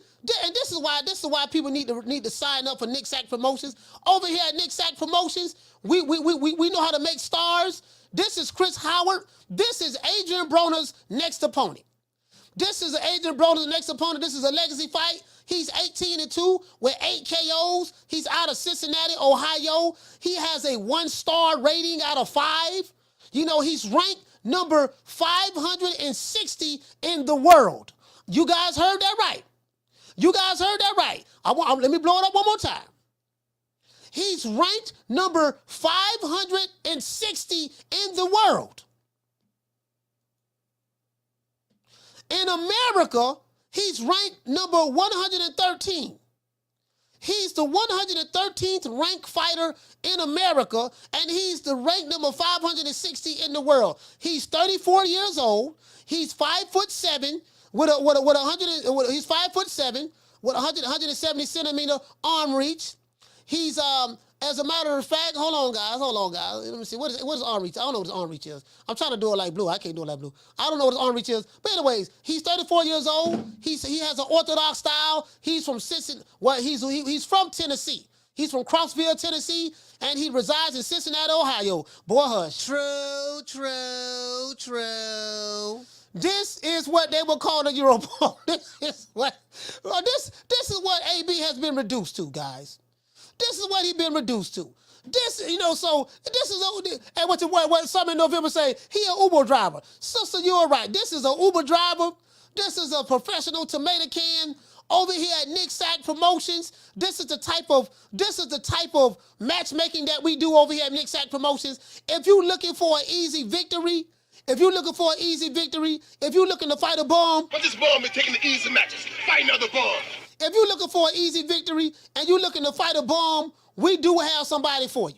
You get what I'm saying? We got somebody for you, dog. I'm telling you, guaranteed victory. I don't even play, nigga. Wakanda, bring your ass over here, nigga. This what I'm gonna do to you. Oh, Lord, him. Oh, I just kicked Wakanda in the face. Oh, hit him in the stomach. Oh, Lord. Kick him, slap him. Kick him again. Oh, Lord, I'm beating Wakanda ass. What you gonna do, Wakanda? You want some more? Oh, Lord, hammers. Go up on him. Bam. Catch him in the neck. Ah, Lord, Wakanda is dead.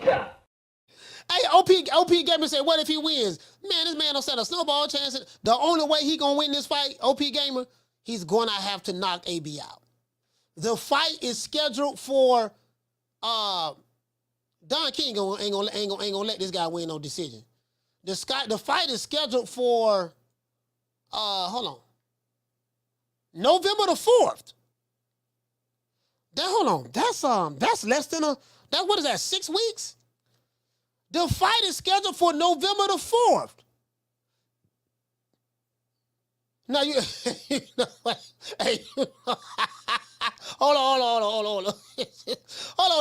Now AB fought a lawyer. He fought an attorney his last fight. Do you guys want to see who he fought last time? He fought an attorney. AB fought an attorney. He fought an attorney. Hold on, man. Hold on. I ain't want to do my dog. Y'all know I like AB too, man. But man, this nigga here, man. God damn, boy. He was high on the hog at one point. This nigga had Rick Ross bringing him. He had Rick Ross bringing him on stage on the ring. Rich Homie Quan. He had. AB had. He was the top guy at one point in time. Like, what happened? He fell off big time. Al Heyman don't mess with him no more. Not no more. Like, this, it don't look good. Who he fought last time? He fought Bill Hutchinson. He fought a dude named Bill Hutchinson that's a professional attorney. He fought a dude that was a professional attorney. I saw this dude on Law and Order. Well, he fought a white dude by the name of Bill. As a matter of fact, let me show you guys this before we go. Let me show you guys this before we go. Let me say it 3 times. Let me show you guys this before we go. Now, this one white dude, this is the next white dude he fighting, right? Check this out. Hold on. Check this out. This Bill Hutchinson. Let me show you Bill Hutchinson. Anybody want to see Bill? This who AB fought before. This is AB's last opponent. That was his last opponent. Like, it's safe to say that Adrian Broner's career is over. This is Adrian Broner's last opponent. And let's look at his last 3 opponents. This is Adrian Broner's opponent before that. Hovani Santiago. I think he's Puerto Rican. He beat AB and he got robbed. That was his last fight on the PBC. He fought Hovani Santiago. This dude beat AB. AB only landed 98 punches in that fight, and he got robbed. Hovani Santiago got robbed, in my opinion. Not only that, he lost to a unanimous decision, and there was nothing unanimous about that fight for AB. If anything, it should have been a draw, if anything, if you want to rob him. He robbed this dude, so that was his last PBC fight, and then after that, He fought, then after that, AB fought the attorney, Bill Hutchinson, and then now the white dude, and then now he's fighting another white guy, Chris Howard, 18-2. This man is fighting tomato cans. True. But this bomb is taking the easy matches, fighting other bombs. It ain't no way in hell AB gonna lose this here, man. Let's give everybody a round of applause.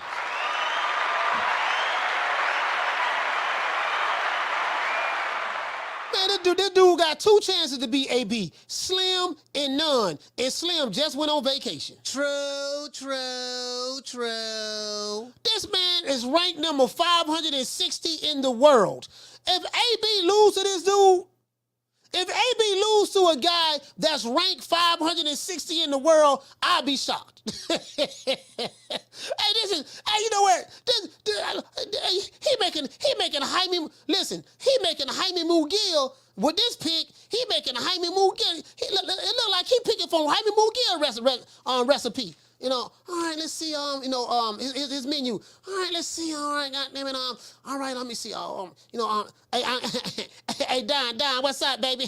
This 8B, about billions. You know, hey, what you got for me, Don? All right, you see, baby, look here now, only in America now, baby. Now, check this out now. Now, I got a couple of tomato cans. You know, the white man trying to blackball me, trying to make sure I don't get involved in boxing no more. They got Al Heyman, that's my brother from Ohio, and then they got Lonesome Bob over there doing their thing. But, you know, only in America, baby. You know, we believe in the people, you know what I mean? Because we do it for the people, by the people, other people, because we come from the people. And, you know, I got somebody for you. Now, over here, I got, nothing sells like black and white. You're a black fighter, you know, and you got a white guy, and, you know, everybody looking for the great white hope. So as long as he white and we can give him some hope, there's a possibility that some people may look at this as a potential fight that you can win. And, you know, the crazy part about it, they probably going to put it on pay-per-view. True.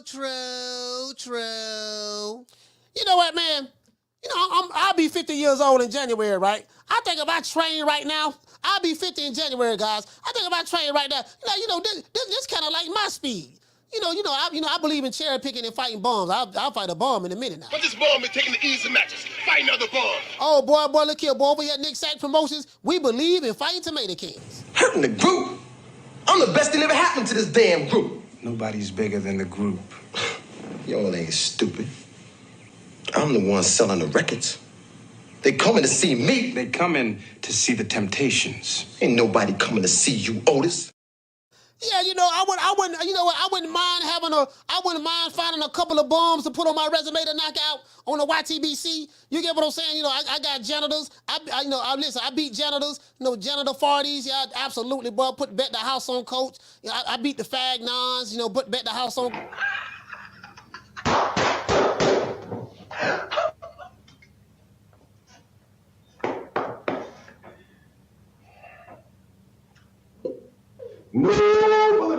Throwing that loosey-goosey all over, it's going to get messy like that. You get what I'm saying? You know, I take them dudes out any day of the week, like any day, 7 days a week and twice on Sunday. I promise you, I will not let the boxing community down.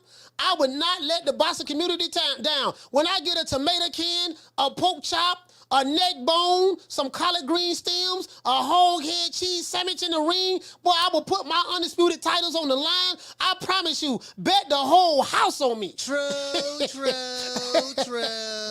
Hey, Reggie, boy, I ain't gonna lie now. I don't want no tough competition now, Reg. But boy, you get me on tomato can, like doggone fag none or janitor farty, boy, I'm talking, or old cream corn ass nigga. Boy, let me tell you something, boy. Boy, listen, when it comes to tomato cans, boy, when it comes to tomato cans and cream corn, boy, I'm 25-0 in the Yep, that's right. I'm running things. Cream corn. That's why they call me that. Smooth. I got more measure for your pleasure. Stick with me, baby. I'll have you farting through silk. And let a nigga mess with me. I'll jump on him. All 93 pounds of pure dynamite.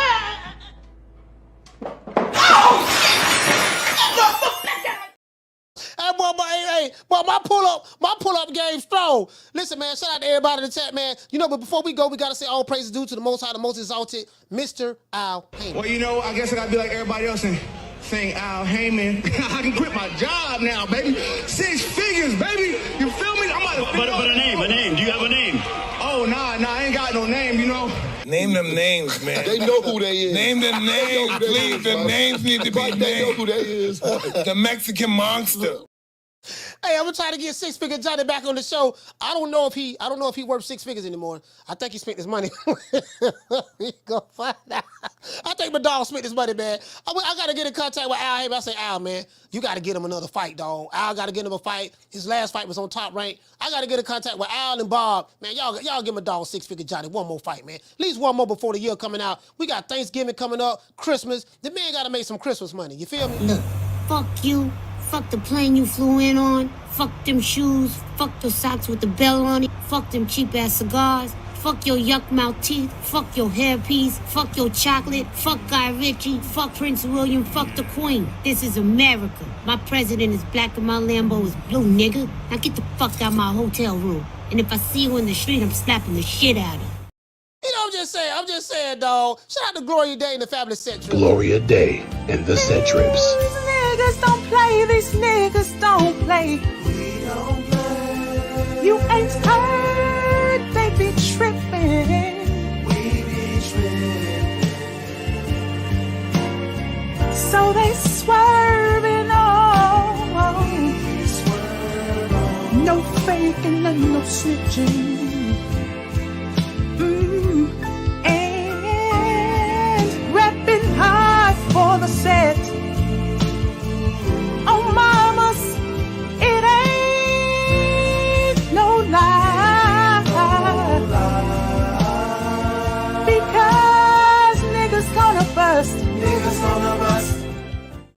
I'm just saying, we might well do a pay-per-view. You know what? I think if I catch one of these sap suckers slipping like a fag non or the janitor, I catch one of them niggas. I think I can go head to head with one of these fighters that's trying to go pay-per-view. Now, we'll do a $5 pay-per. No, you know what? I'm worth more than $5. I'm the A side. We know I'm the A side. I'm gonna have a contract right here. Nick Sack Promotions. I get one of these sap suckers slipping. Yeah, dog. This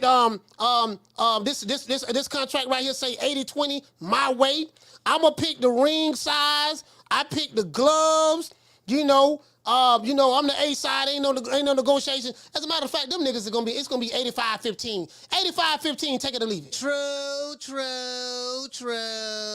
Yeah. 85-15, take it or leave it. Y'all know what time it is, man. It's the boy Coach Malachi Williams signing out. True Media Today, USA Boxing. This is 10 Running Fridays. This show did run kind of long. I do apologize, guys, but we was having so much fun. And we really don't get a chance to talk about Demetrius Andrade and David Benavidez, so I kind of wanted to give them guys their just due. But shout out to the Tenderonis. Peace to everybody in the chat. Y'all know what time it is.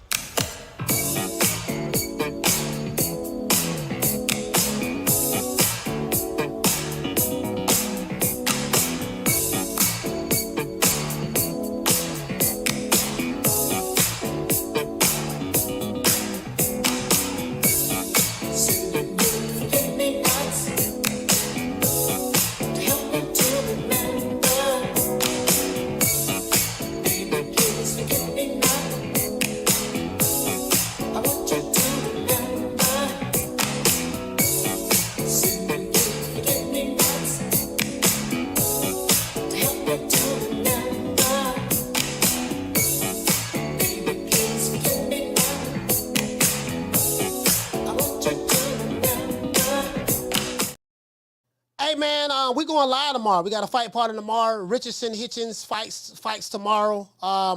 He's gonna. I think he fight tomorrow. We do have Zing. I think Joe Joyce fight tomorrow as well. But I'm not gonna go live for the Joe Joyce fight because during the daytime, I be real busy. So we're not going live for the Joe Joyce thing. But I think Richardson Hitchens fights. As a matter of fact, I think they fight tomorrow. He fights in Orlando. You know what, man? Yeah, he fighting in Orlando. He fight right here in Florida, right down the street from me. He fighting in Orlando, man. So I wanted to go to that fight. I did want to go to that fight, man. I got a lot of family in Orlando. It's on the zone. They're fighting at the Caribbean Royale Resort in Orlando. Two of my cousins are going to this fight. I still may pull up, man. Fuck. Anyways, if I don't pull up, man, we more than likely will be going live. So you guys will know in the morning. Just be on the lookout for the notifications. Got a video dropping tomorrow, and we're more than likely we might be going live for this fight. You know, we'll do a fight party for this fight. So I'll see you guys tomorrow. Fight party video dropping tomorrow. Fight party. Please sign up for the newsletter. That's so anytime I go live, you get an email or a text message from me letting you know that we're going live, or if I have a video that I'm dropping, because YouTube don't always send out the notifications. So I see you guys tomorrow. You know my motto: don't meet me there, beat me there. Peace. Man, I'm out of here, bro. Let's go.